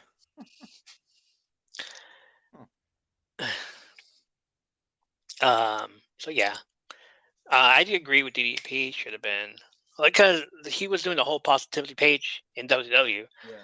and then what's positive about being a stalker? Come on, Yeah, they really eh, they really did him dirty. they did him dirty for real. Who's next? Me? Yeah. All right, number 2. And on this list, but not in my heart, always number 1 in my heart. This person was undefeated from 1991 to 1996. Well, 1991 to 93. But he was there for 5 years at least. He had an undefeated streak from 91 to 93 before he lost to some douche who left because his ankle got hurt. Yeah. Oh no. He would go after the Intercontinental Championship and lose via countout or DQ at WrestleMania 9. Ooh, wait. He didn't get pinned during those 2.5 years, Are but he you would serious? be I know who you're gonna say. but he would be pushed as a main eventer and have main event style matches. When Hogan was Did he gone, wear a he would. loincloth? Oh boy! When Hogan was gone, he would eventually adopt the hulking up move and run around the ring to get that energy from the crowd, and then point at his opponent. He wore a loincloth. He wore a loincloth, and his name was Tatanka. He was honored. Yeah, pretty much. He was honored by Chief Jay Strongbow, Chief Wahoo McDaniel, and Lumbee tribesman Ray Little Turtle with a full-length Lumbee tribe headdress on an edition of Raw. He feuded with IRS because taxmen wanted him to pay taxes for that headdress. But my favorite year for him, my exact favorite year, I'll never forget it. It was the most epic plot twist ever. And from this moment on, we should just do freaking faces that turned heel that you didn't expect. In 1994, when he turned heel against best friend Lex Luger and joined the $1 Million Corporation. That right there, like, you son of a bitch, no! At the same time, it was Alexander Luger, fresh off his bus tour. Off the bus. But still, it was freaking epic. He would feud with Luger, Bam Bam Bigelow, and have matches against the champions like Diesel and Bret Hart, but always fell short. If anything, 94 and 95 would have been the year to have him win the championship and then have another feud with Lex Luger. Ranked number 40, unfortunately, in the PWI 500 in 1994. But he deserved that. He deserved better. Especially that heel turn. He deserved better. No, I can agree with that. I love Tatanka. And back then, what kid under 12 years old didn't like Tatanka? To me, that right there was like Hulk Hogan turning heel. Yeah, that was a big deal back then. That was a big deal. Tatanka turning heel was like, he did it first. He said, stick it to everybody. And then Hogan does it 2 years later. But still. Yeah, that was a big deal. Number 1. All right, so this one, I don't know. It might be controversial. People might not care, but he was a great wrestler. He was an even better talker, and he went by the moniker "the Body." Oh my! Until he became a governor and changed it to the Mind. Jesse Ventura if you look him up, you got to look him up before the 90s, 70s, and 80s. Look up his matches. Look, he was a serious competitor. I don't see why he didn't win the championship. A freaking Body, yeah, pretty 80s. Much. He was a definite serious contender. He was basically Hogan before Hogan was Hogan. He ruled on the wrestling. He ruled on the mic, and Yeah. like CM Punk once said, he was the best in the world at that time. Ruled in Hollywood, and then he ruled in Washington. As a governor, in politics. Minnesota. So, yeah, well, Minnesota. not literally in Washington, but Washington politics. Yeah, he had the look, he had the talk, he had, he could cut a promo like nobody's business back then. I don't know. I would have to do more research into that. I have no idea why Jesse Ventura never won the belt back then. Maybe because they had, was the bigger guys. They were more into the bigger guys, but he was a big guy. He was about Hogan's size back then. Wouldn't you say? Yeah, he When was. he was competing. He was there. He might have been as thick, but he was definitely as muscular. I don't know why he never won the belt. That's my number one. Yeah, number one. Oh, number one in my head. Uh-oh. From 1987 to 1996. Like what? 9 years? Wow. 9 years from the 80s 96. To 90s. And still, when he leaves in 96, he still becomes a freaking hated person. He is the most hated in WWE. He was the most hated in WCW for a little bit, but still. Okay, let me ask you before you say it. Is it a really big guy? No. Not a really big guy. Okay, go ahead. No, not a really big guy. The man has a long resume. He bought the WWE Championship from Andre the Giant, but they didn't acknowledge it, so it's not in the history books. It's Ted DiBiase. And since he thought he was cheated from that because he paid a price, he turned it into a $1 million belt and always defended it, even though he won. Nobody else was going to win that belt, except maybe Virgil, but he didn't matter. He got a bodyguard, paid off Dusty Rhodes' Dan friend Sapphire, and turned and then kicked her out. After he defeated his opponent with the $1 million dream, he would stuff a $100 bill in his mouth. So when he wakes up, to be a way of saying thanks for doing the job. Sometimes Virgil would retrieve the $100 bill and keep it for himself. You got to pay the bills. Yeah, bodyguard's not free. No. He made a young kid, RVD, kiss his feet for money on live TV. RVD. Rob Van Dam. Who wasn't it somebody famous too that did the basketball thing? Or was it just a random kid? Just a random little kid who he made cry. But then they said like, all right, I'm gonna give you this money anyways. Oh, okay, that's after it was cut and all that. It's like, hey, here. There was something with Linda McMahon too, wasn't there? Yeah, I think I heard about that too. Yeah. He bought off Hercules' contract and wanted Herc to work for him as a slave. Herc didn't like that. He bought off the number 30 spot at the 1989 Royal Rumble from Akeem. Remember that guy? And tried to buy off Big John Studd, who were the last two wrestlers in the ring before Big John eliminated DiBiase. At the 1990 Royal Rumble, he was punished for buying off the number 30 spot the year before and was given number 1. He lasted 45 minutes. Wow. In 1992, he got the services of IRS, which they became known as Money Inc., and they won the tag team belt on 3 separate occasions. He would mock other heel wrestlers for losing to jobbers. He mocked Razor Ramon enough to turn him face. He retired and became a manager, and even then, he still was the most hated villainous heel. He started a $1 million corporation and started buying contracts, including Nikolai Volkov, who was doing poorly and needed the money. He would embarrass him and make him wear the Sense logo on his trunk, followed by Property of the $1 Million Man. He followed that up with his other partner, IRS, and then Bam Bam Bigelow. He bought others and created the most hated stable in the WWE. How do you not give him the belt? Others in the stable were Kama, who was Papa Shango and now goes by the Godfather. Good man. Good. The walking condom, King Kong Bundy. Oh, what?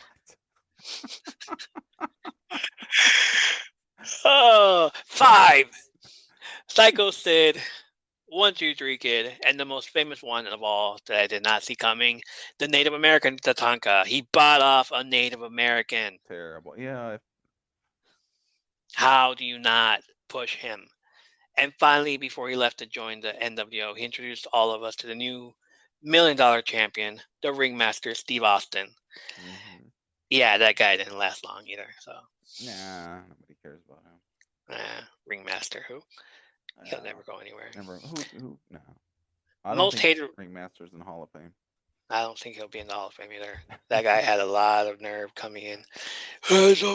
See this hand right here? See it? I remember that promo. Most hated wrestler of the year, 1982. Number 17 in the PWI 500, 1991. And that's the top 10. I'm glad you joined us. If you have anything to say, let us know. Agreed or disagreed with our picks. Let us know. Send us a message. Send us a voice message saying your picks. Let us know what you think. We really want to know what you think. Like I didn't say your name, but I basically said, you know, old school wrestling Facebook group, and I did all that, and I mentioned some of you, but one person agreed with me. I gotta say it. I gotta find it. I know one person agreed with me, and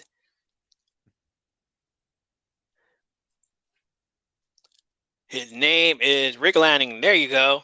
Thank you, Rick Lanning, for agreeing with me. You also said that Ted DiBiase was the number one. So yeah, cool. Pretty cool. Pretty cool, right? Yeah, it just shows that more than one person has bad taste. That's Oh my god. Others that I've reached out to, it's like, hey, can I say your name? They said yes. Tommy Kersey, thank you for agreeing. Yeah, all these people, dude. Cool. They pretty much said yes. All you guys rule. You guys are awesome. Can't wait to hear you guys say something on the show. Okay, side note, they also want to be on the show. Okay, well, they must have good taste if they're listening to us. They're like, can I be on the show? Like, you gotta listen to the show first, dude. Definitely, yeah, that's your homework. Just listen to the show. We're gonna put a code word. If you don't mention the code word, you can't get in. Listen to us first, get to know us, and then come on the show, and all that stuff. Like a few people said it. I was like, all right, cool. Yeah. They said, yeah.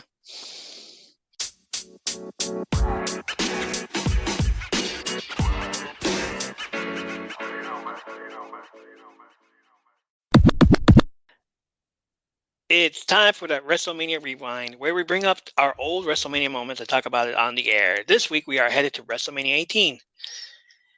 During the show, we will be stating additional facts that you may or may not have known already that we just happened to have come across on the web over the years. At times, we will discuss what happened afterwards to either the feud or the wrestler throughout the year. After we discuss the WrestleMania and its moments, we will rate it by the card, the roster, what impact did it have on pop culture, and is rewatchable by giving it a unique rating system, such as how many videotapes out of 10 would we give it, and would we take it with us to school to have our friends watch it during a free class or an elective. WrestleMania 18, March 17, 2002, Skydome, Toronto, Ontario, Canada. 2 bands performed.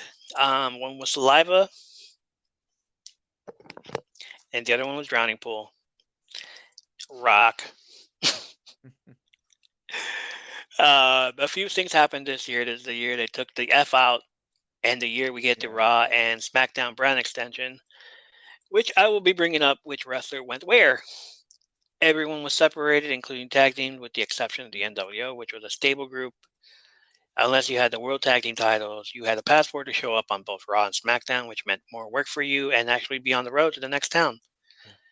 Later on, they would stop this and just have a different brand tag team belts. The night after WrestleMania, Steve Austin no-showed, citing exhaustion. The man needed to take a break. He would eventually be drafted to Raw. They wanted to bury him in a match against Brock Lesnar without any build-up to it on Raw. So he walked out and didn't come back for a while until 2003. This is also the year we got 2 separate video games from WWE, the Raw video game and the SmackDown Shut Your Mouth video game, which I like better. Vince held an emergency meeting during the whole draft lottery and told his wrestlers that they were entering a new era. A ruthless aggression era. First match of the night, RVD defeated William Regal for the IC Championship, the Intercontinental Belt. 6 minutes and 19 seconds. It was short. Short but sweet. I think it was a good match. It's it was good. It wasn't a Hollywood match, but I think it was a good. The Hollywood match was later on. Yeah, well, literally, yeah. Literally. This match was short, but it still was a great opener to the whole show. The only matches that were out of place were the final three. However, I love how all the other belts were just short and to the point. William Regal was the first member inducted into the elite club that I'm sure many of you know already. It's not just a elite. club. It's very elite. Which I hope one day you get to join it. No thanks. No. Another member of that club, is proud member, Marty Jannetty, which pretty much I found out. Yeah, he's a member of that club. So is Jim Ross. Jim Ross was forced. Well, Jim Ross was forced to join that club. William Regal put his head forward and went with it, and it probably why he lasted that long in the WWE for joining the Vince McMahon Kiss My Ass Club. This is the same year they held the draft lottery for Raw and SmackDown and made them into two separate brands. So William Regal went to Raw, where he came in as the European champion and immediately lost it to Spike Dudley. Regal would also chase the 24/7 title as he was involved in those matches as well. He later joined the Un-Americans, which consisted of mostly Canadian wrestlers, such as Lance Storm, Christian, and Test. The group disbanded around September, with Lance Storm and Regal winning the tag team belts later that month and continuing until next year. RVD was also drafted to Raw as the fourth pick. He would eventually have feuds with Eddie Guerrero in the infamous ladder match that a fan interfered and almost got taken down by Guerrero. Was that the Vicky match, or was that a different one? It was way before Vicky. Was it? Yeah, you're right. Like a fan interfered and went in there. Right. Oh, when he ladder. All right. And Eddie's kicking him in the face. Yeah. And RVD like, what's the hell's taking so long? Oh shit, my boy's in trouble. But he doesn't remember. He fought a few matches against Brock Lesnar, which ended in DQ. And in July, he unified the European Championship with the Intercontinental Championship when he defeated Jeff Hardy in the ladder match.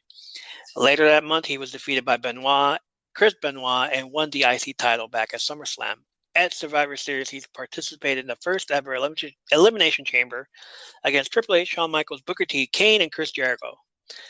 RVD would defy Star Frog Splash when one of the pods to Triple H with his knee landing on Tripp's throat. Oh, that took him out. In October, he would form a tag team with Kane and would also be involved in the World Heavyweight Championship picture, facing off in main events against HBK and Triple H. Match number 2. DDP defeated Christian for the European Championship. Another 6-minute short match. They deserve better. Yeah, it was filler. I think that was filler. They deserve better, but it was filler. Let's start with Mr. Temper Tantrum. I hated that gimmick. Me too. He throw himself on the mat. Flopped like a damn fish. Why would you let him do this? I know. WWE needed help so badly. Sadly, he was drafted to SmackDown and continued that storyline until he joined the Un-Americans because WWE has a history of screwing Canadians over. Montreal. By July, the Un-Americans would defect to Raw, where they got their fourth member, William Regal. By October, after the Un-Americans disbanded, Christian would form a tag team with Chris Jericho. DDP also got drafted to SmackDown, but it didn't last long. Damn it. He suffered a neck injury against stiff as fuck wrestler Hardcore Holly. Of course he did. I wonder if Holly is going to get a receipt from that one day. He might. Brock Lesnar. After receiving opinions from doctors, Page had to retire. He left WWE in June.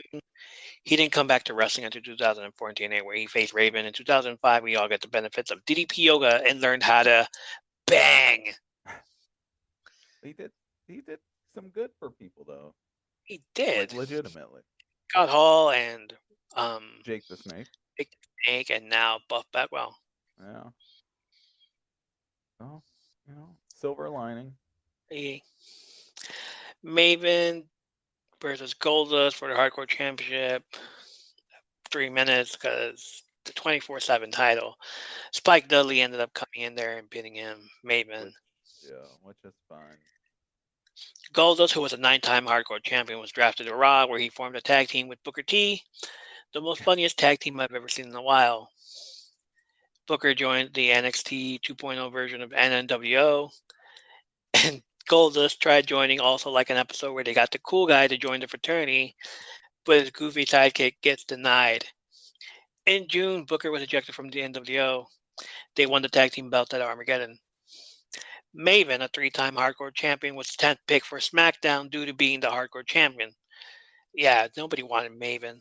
No, nobody wanted Maven. Nobody. But here, the Hardcore champion, I guess you're coming with us. All right. He was punished by Vince McMahon after losing the belt to Raven. Like, all right, you lost the belt? Nah, I can kick your ass.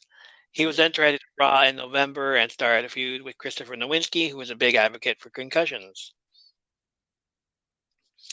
And finally, little Spike Dudley, 8-time Hardcore champion, drafted to Raw along with his half-brother, Bubba Ray. I hated that. While Devon got drafted to SmackDown until the end of the year, when finally all 3 brothers were together, and Devon ditched that old Reverend gimmick. Nobody liked that. And Batista. Oh, Bautista. That's his Deacon. Thank you, Deacon.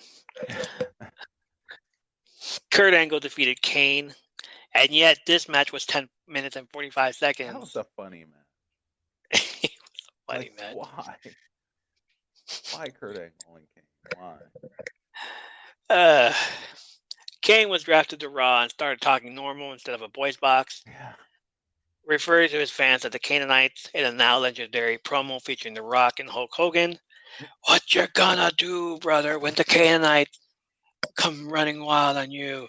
Yeah, okay. He won the tag team championships with the Hurricane in September and then won the Intercontinental Championship a week later against Jericho. He would immediately feud with Triple H, and I don't think I would bring it up, but the infamous Katie Vick storyline in which Triple H would dress up as Kane and simulate sex with a mannequin in a casket. Fun fact. Necrophilia. Fun fact, there was a real funeral being held next door. Hey, we're gonna film a thing over here, right next door. Yeah. We apologize. Yeah. Don't pay attention. Don't worry if you hear anything. Keep mourning your loss. We are we'll sincere. Send flowers, though. We'll send WWE tickets. Oh yeah, there you go. We'll even send one for the deceased in case. Yeah. My condolences. Rest in peace. Kane lost the belt to Triple H at No Mercy, but in October on Raw, Kane beat Triple H in a casket match. Kurt Angle was drafted to SmackDown and became his show forever. Yeah. He immediately feuded with Edge and lost the hair versus hair match. Angle defeated Hulk Hogan via submission, becoming the first ever to make Hogan tap out in WWE history. Thank you. In the middle of 2002, Angle held open challenges to anyone in the back that had any ruthless aggression. Music hits, and out walks this young, generic-looking, muscle-bound wrestler who slaps Angle across the face and almost beats him. Wait, who? Yeah. Can't wait for this. I couldn't see anybody. You couldn't see anybody? I swear he was there. I couldn't. I don't think so. I thought wasn't that when Kurt Angle simulated a match by himself?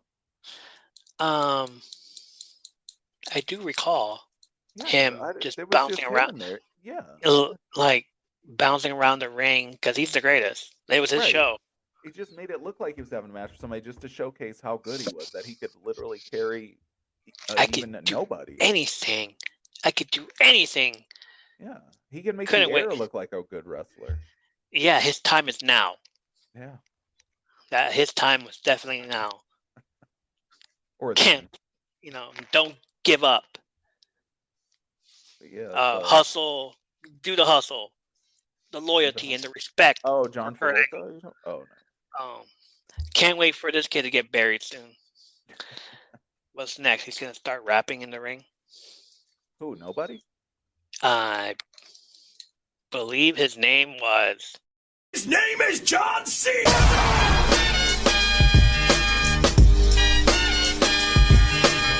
Your time is up, my time is now. You can't see me, my time is now. It's the franchise where I'm shining now. You can't see me, my time is now. Yeah, I'm gonna say. Everybody's gonna hate it. At SummerSlam, he faced and defeated the newly debuted Rey Mysterio. In September, he feuded with Chris Benoit and then were thrown together as a tag team to determine the first ever WWE SmackDown Tag Team Champions. They lost the belts in November against Edge and Mysterio in a 2 out of 3 falls match. He defeated Big Show for the World Championship at Armageddon and ended the year with the services of Paul Heyman and 2 new wrestlers known as the world's greatest tag team, Charlie Haas and Shelton Benjamin, collectively known as Team Angle. It was his year.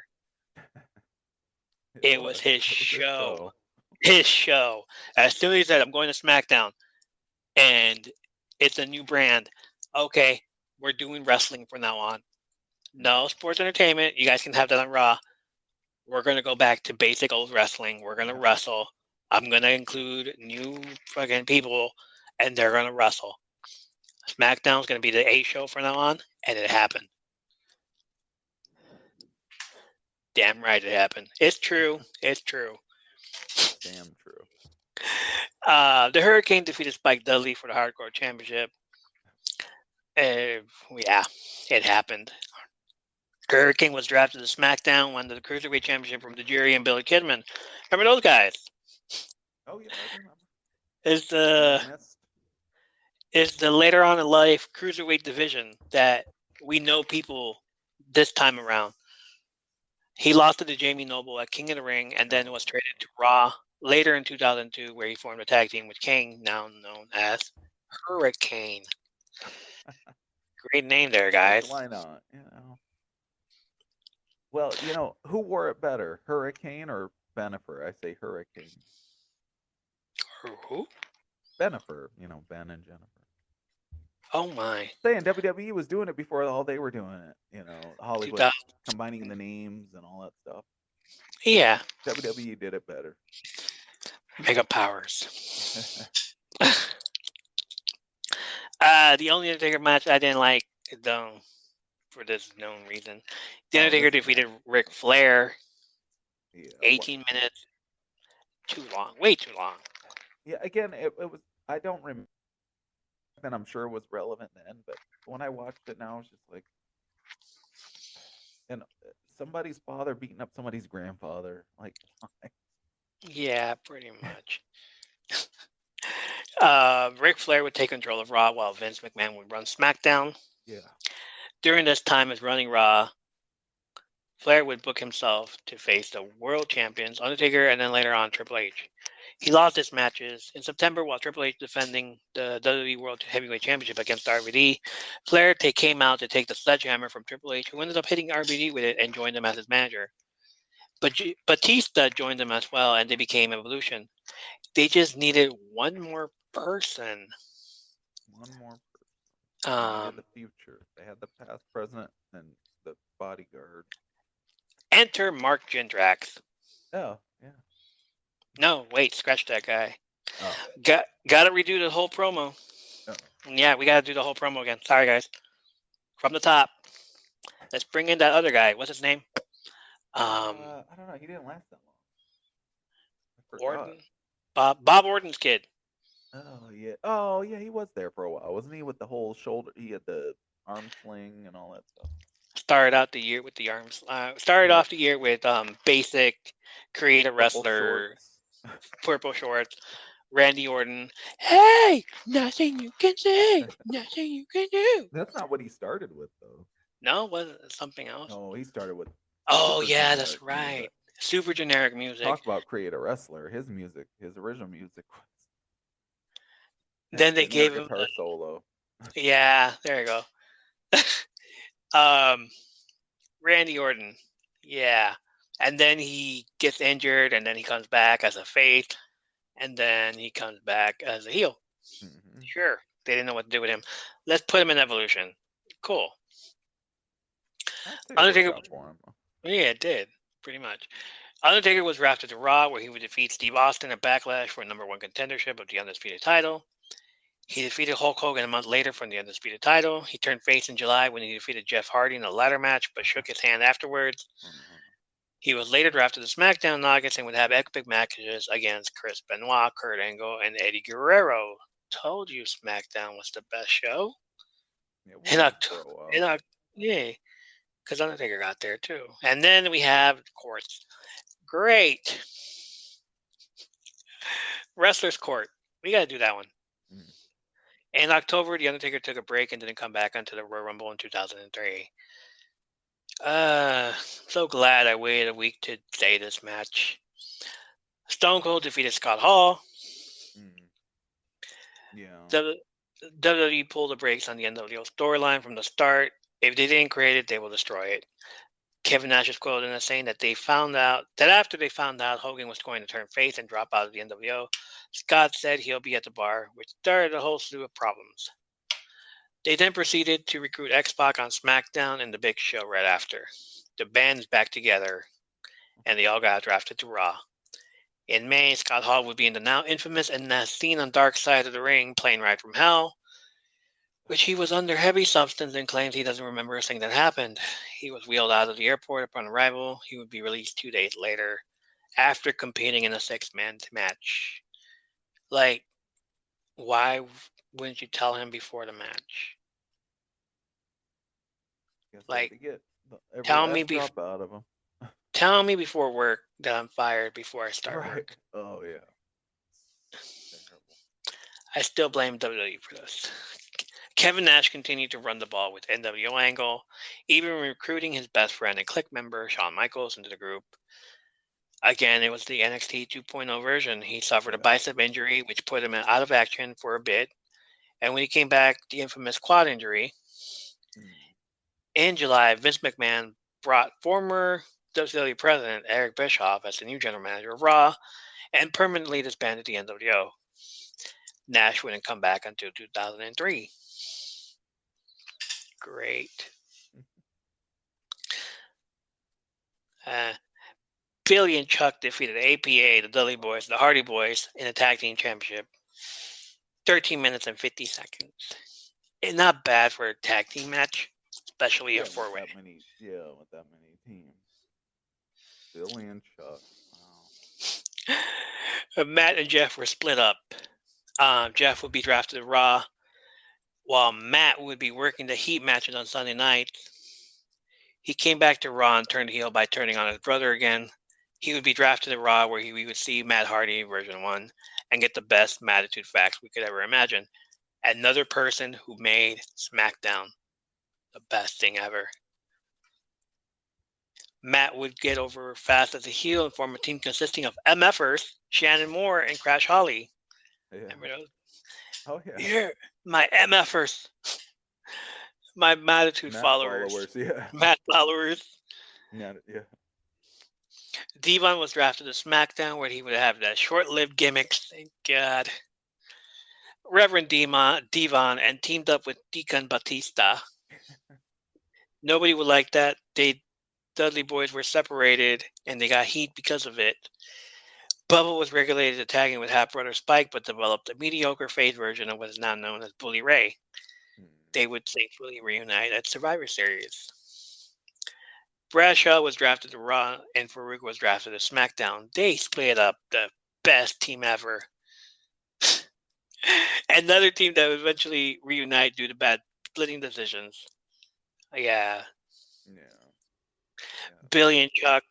Oh boy, Billy and Chuck caused a lot of controversy that year. Get away with that. They couldn't get away with that now. Oh my God. Okay, before I continue on, this was back, 10 years ago? 20 years? Jeez. Oh, it was more than 10. It was, 20. Gosh.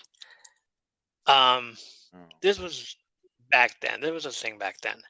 Starting out as Chuck joining the WWE brand after he was kicked out of the Alliance, he teamed up with Billy Gunn and would later turn heel when the Alliance storyline ended.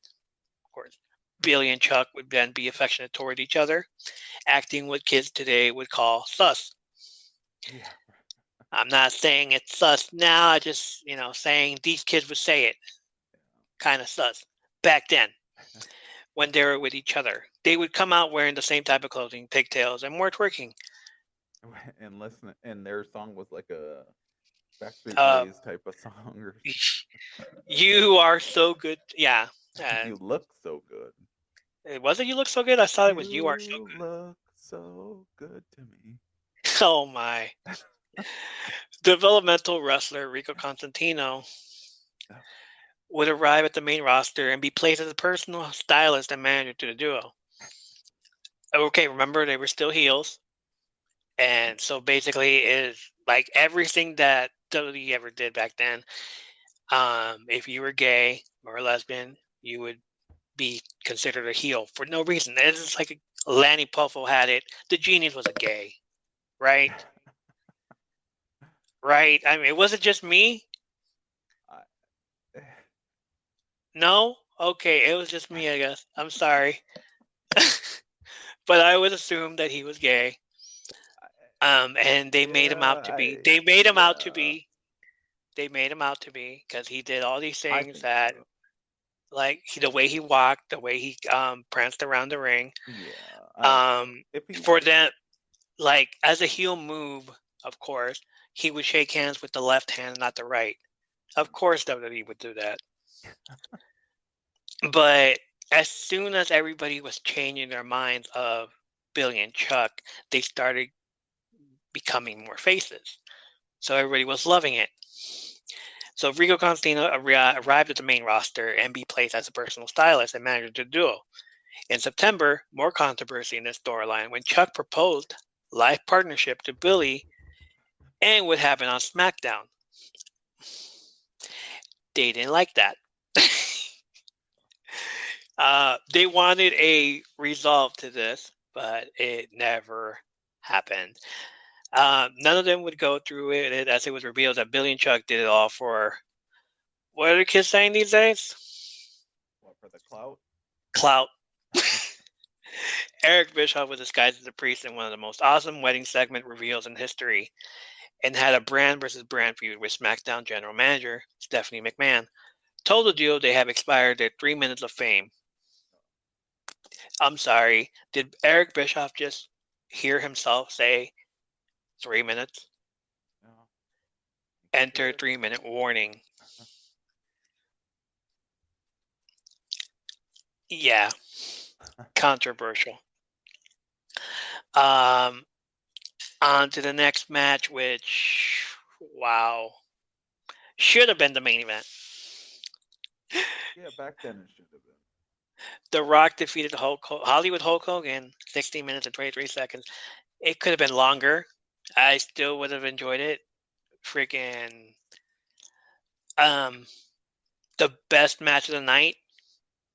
Like, these other matches just sucked in comparison.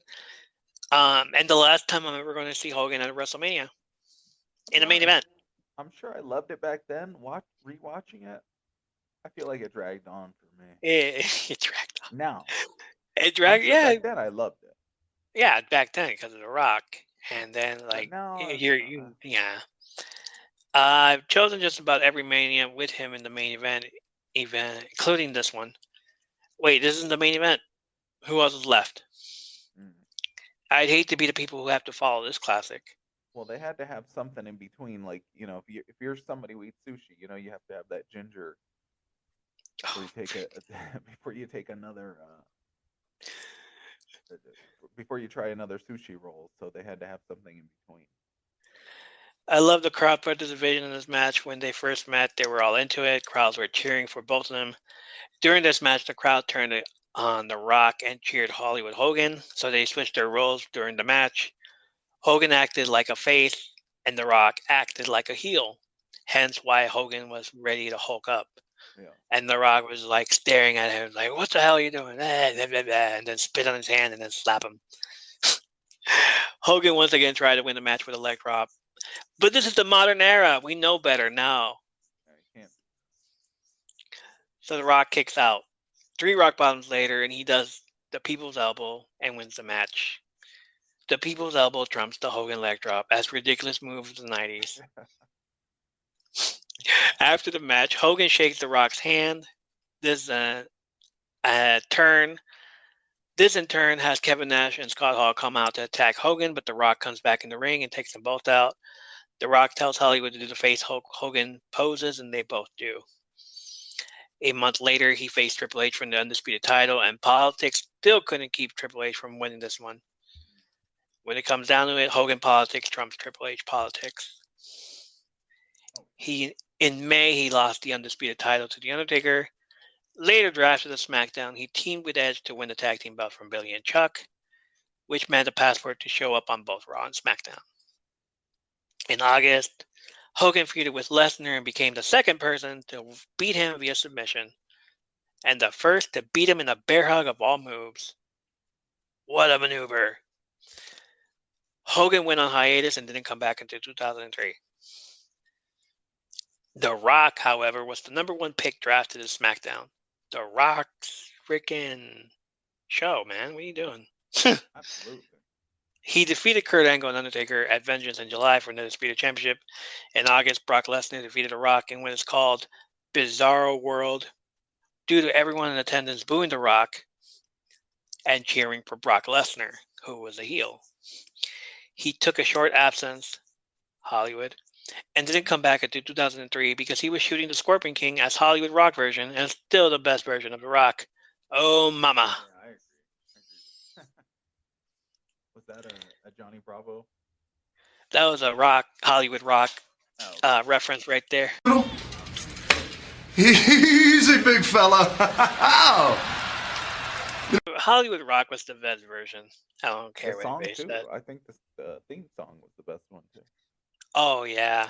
Like, when that thing was hit, and I'm just like, who's coming out? Yeah. Electricity. Like, no way. He's back. He comes out wearing a vest, Mm-hmm. And the big belt buckle. the belt buckle. I'm like, oh, shit. And then he starts doing all these rock Concert. stuff, and I'm just like, oh, no.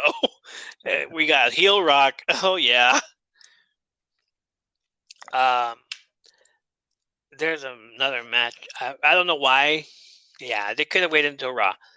Jazz defeated Trish Stratus and Lita for the WWE Women's Championship. I have to say one thing to that. Yeah.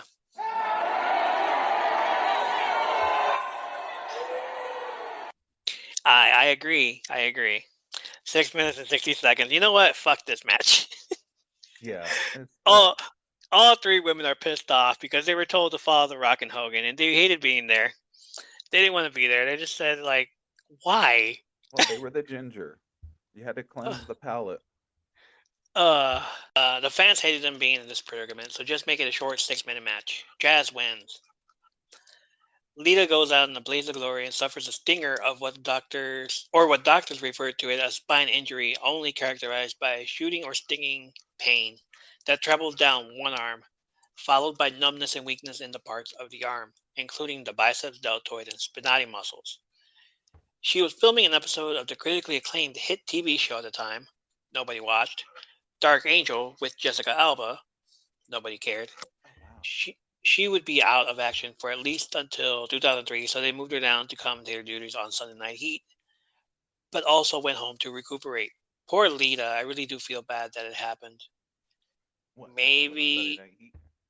Maybe if there was a way another injured wrestler would text her and then they could hang out together Uh-oh. while her boyfriend Matt is on That's another SmackDown. episode. While her boyfriend Matt is on SmackDown carrying the show with his Mattitude 2.0 followers. Oh, wait, no. We're too early for this. Yeah, That doesn't happen until 2005. And that, kids, is How I Met Your Mother. Trish Stratus gets drafted to Raw, wins the Hardcore Championship against Crash Holly for one night.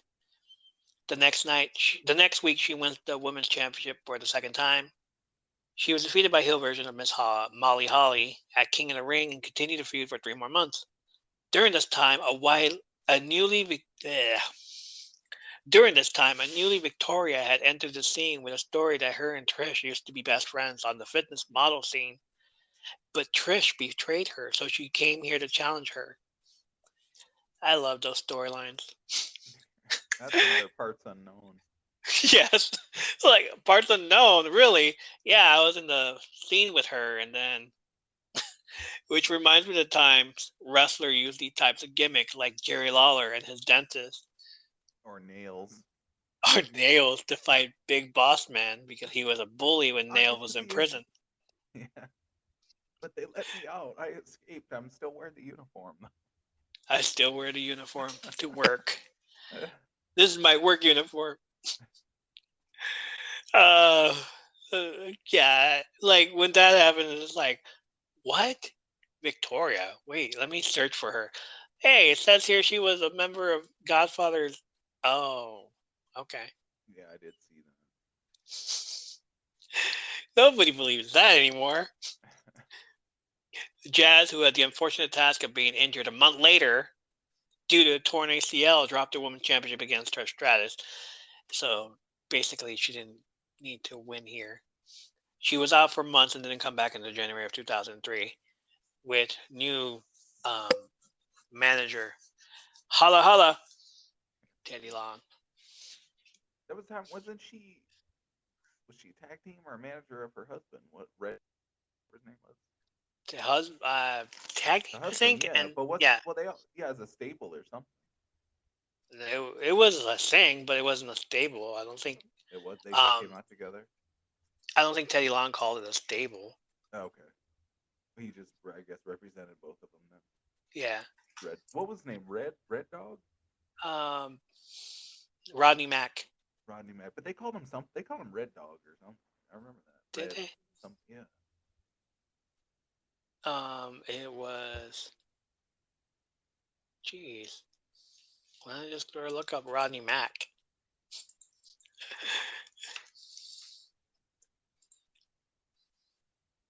Yeah. Right under his Red Dog ring name. Maybe that was in another federation then. 'Cause I Right. remember him as Red Dog. Okay. Bad Dog, Mac Militant. Oh, It the was. original Mac Militant. Wow. Red Dog, Notorious Dog, Red Dog, Bernard, Rod McNod, Rodney McNod, Rodney Mack. Goodness, man, I you remember him as gone Red Dog. through all the. He was the original Mac Militant. And all this time I thought it was Teddy Long. Well, yeah, but he came with him with the music, and then he kept the music. I think Teddy Long. Yeah, kept it. so basically Teddy Long keeps the music of a Yeah. name that it was originally for Rodney Mack. Yeah. That is great. And yeah, he kept that. Was there a time? Let me think. What's his World's Strongest Man? What's his name? Mark Henry. He never came out to that. No, but they were a tag team. Remember when? I think Yes. they came out to The Hall of Pain. The Hall of Fame? Pain? The Hall of Pain? yeah, Or was and it they came something out else? to the music, right? They Oh, came out to it yeah. as a tag team, the Mac Militant. So I remember that. yeah, okay. Because I remember Mark Henry coming out to it, so but it was as a team. And finally, Triple H defeated Chris Jericho for the Undisputed Championship. And also hated the fact that they were in the main event. Yeah, it felt like a letdown watching it again. I don't know back then if it felt like that, but watching it now it was kind of like. Triple H coming back from a quad injury, which took him out for 8 months and missing out on every storyline since then. Yeah, that until was January. freaking hurt, including the Invasion storyline and everything in between May of 2001 and January of 2002. Those were good times, man. Yeah. Damn. He returned to win the Royal Rumble. Mm-hmm. It reminded me to do an episode of What If Triple H didn't tear his quad and was involved in that Invasion storyline. Yep. I'ma book it. Book the storyline. Yeah. He looked good in this match, but yet another person who agreed that his shouldn't have been the main event. No. Your father-in-law didn't listen. Chris Jericho and Stephanie McMahon should never be TMA again, ever, again. This was awkward. This was cringy. After the storyline ended and he lost the Undisputed title, he went on to be drafted to Raw. and tagged with Christian. He beat RVD for the IC title in September, but lost to Kane a week later. He later won the tag team belts with Christian until Armageddon in December. Triple H held the undisputed title for a month. Damn, that sucks, dude. Coming back, winning the Royal Rumble, winning the WrestleMania, thinking, yeah, undisputed title. What the hell for? And then a month later, you're losing it to Hogan. Yeah. At Backlash, and looking visibly upset when The Undertaker came in to interfere and call for an audible to let Hogan go over. Oh, what do you mean? No! Like, the man was shaking. I saw that. It's like, oh, he is pissed off.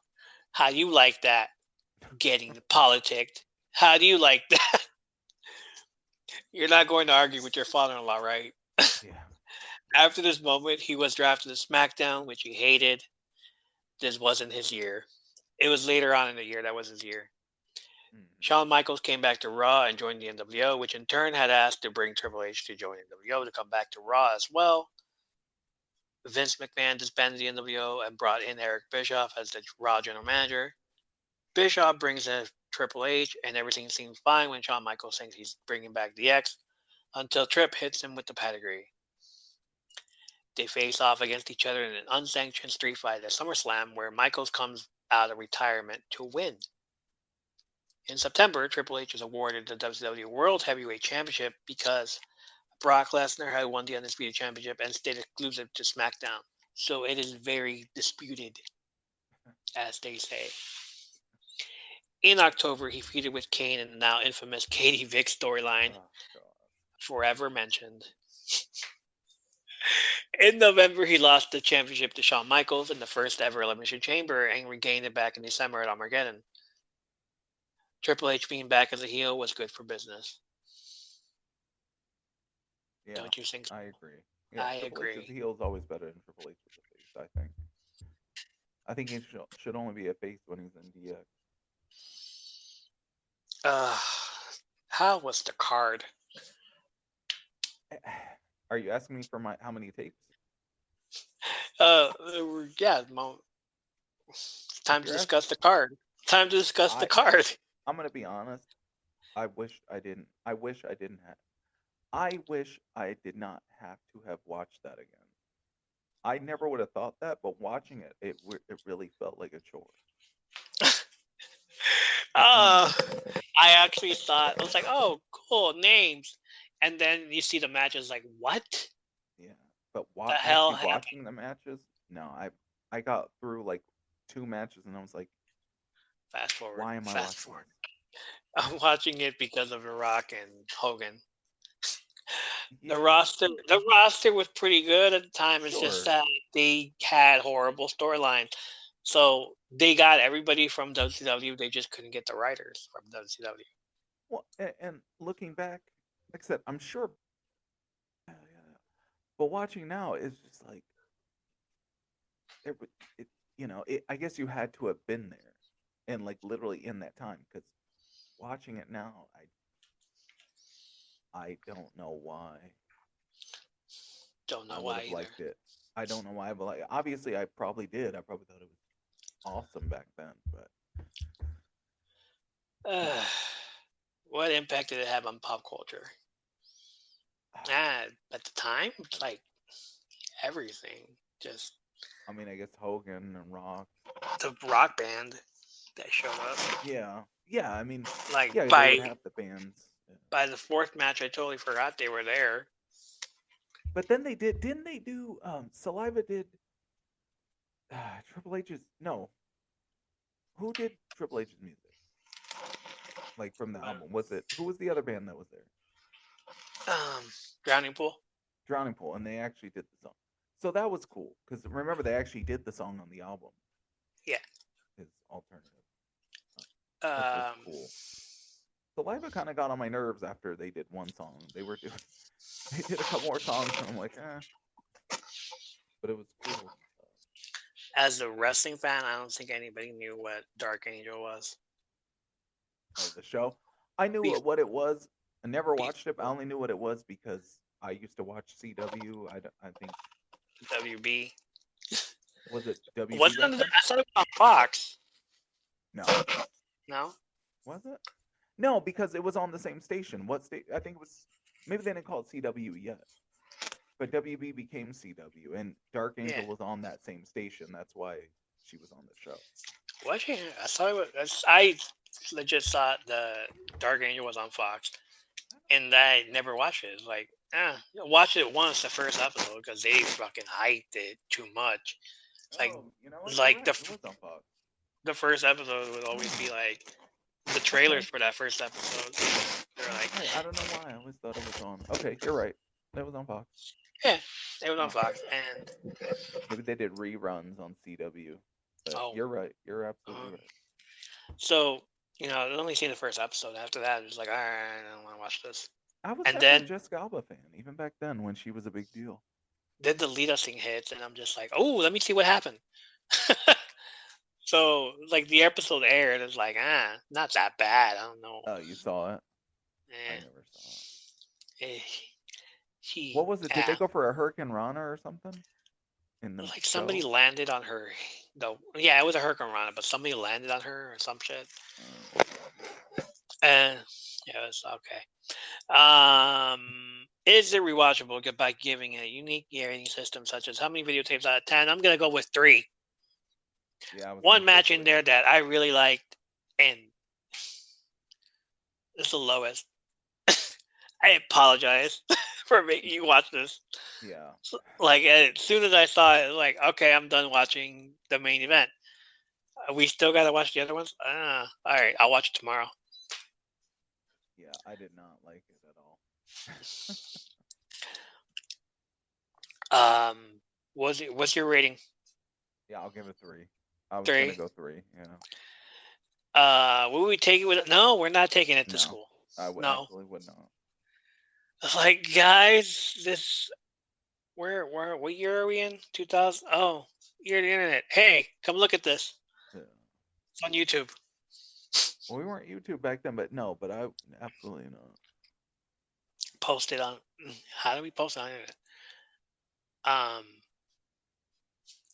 guess we MSN. could add a DVD, so we could have skipped. DVDs. Yeah. Hey, how many DVDs out of 10 would we give? Still videotapes. No, not taking it to school with us. No. Just tell your friends. Oh yeah, that match was awesome. Just one match. I hated the rest.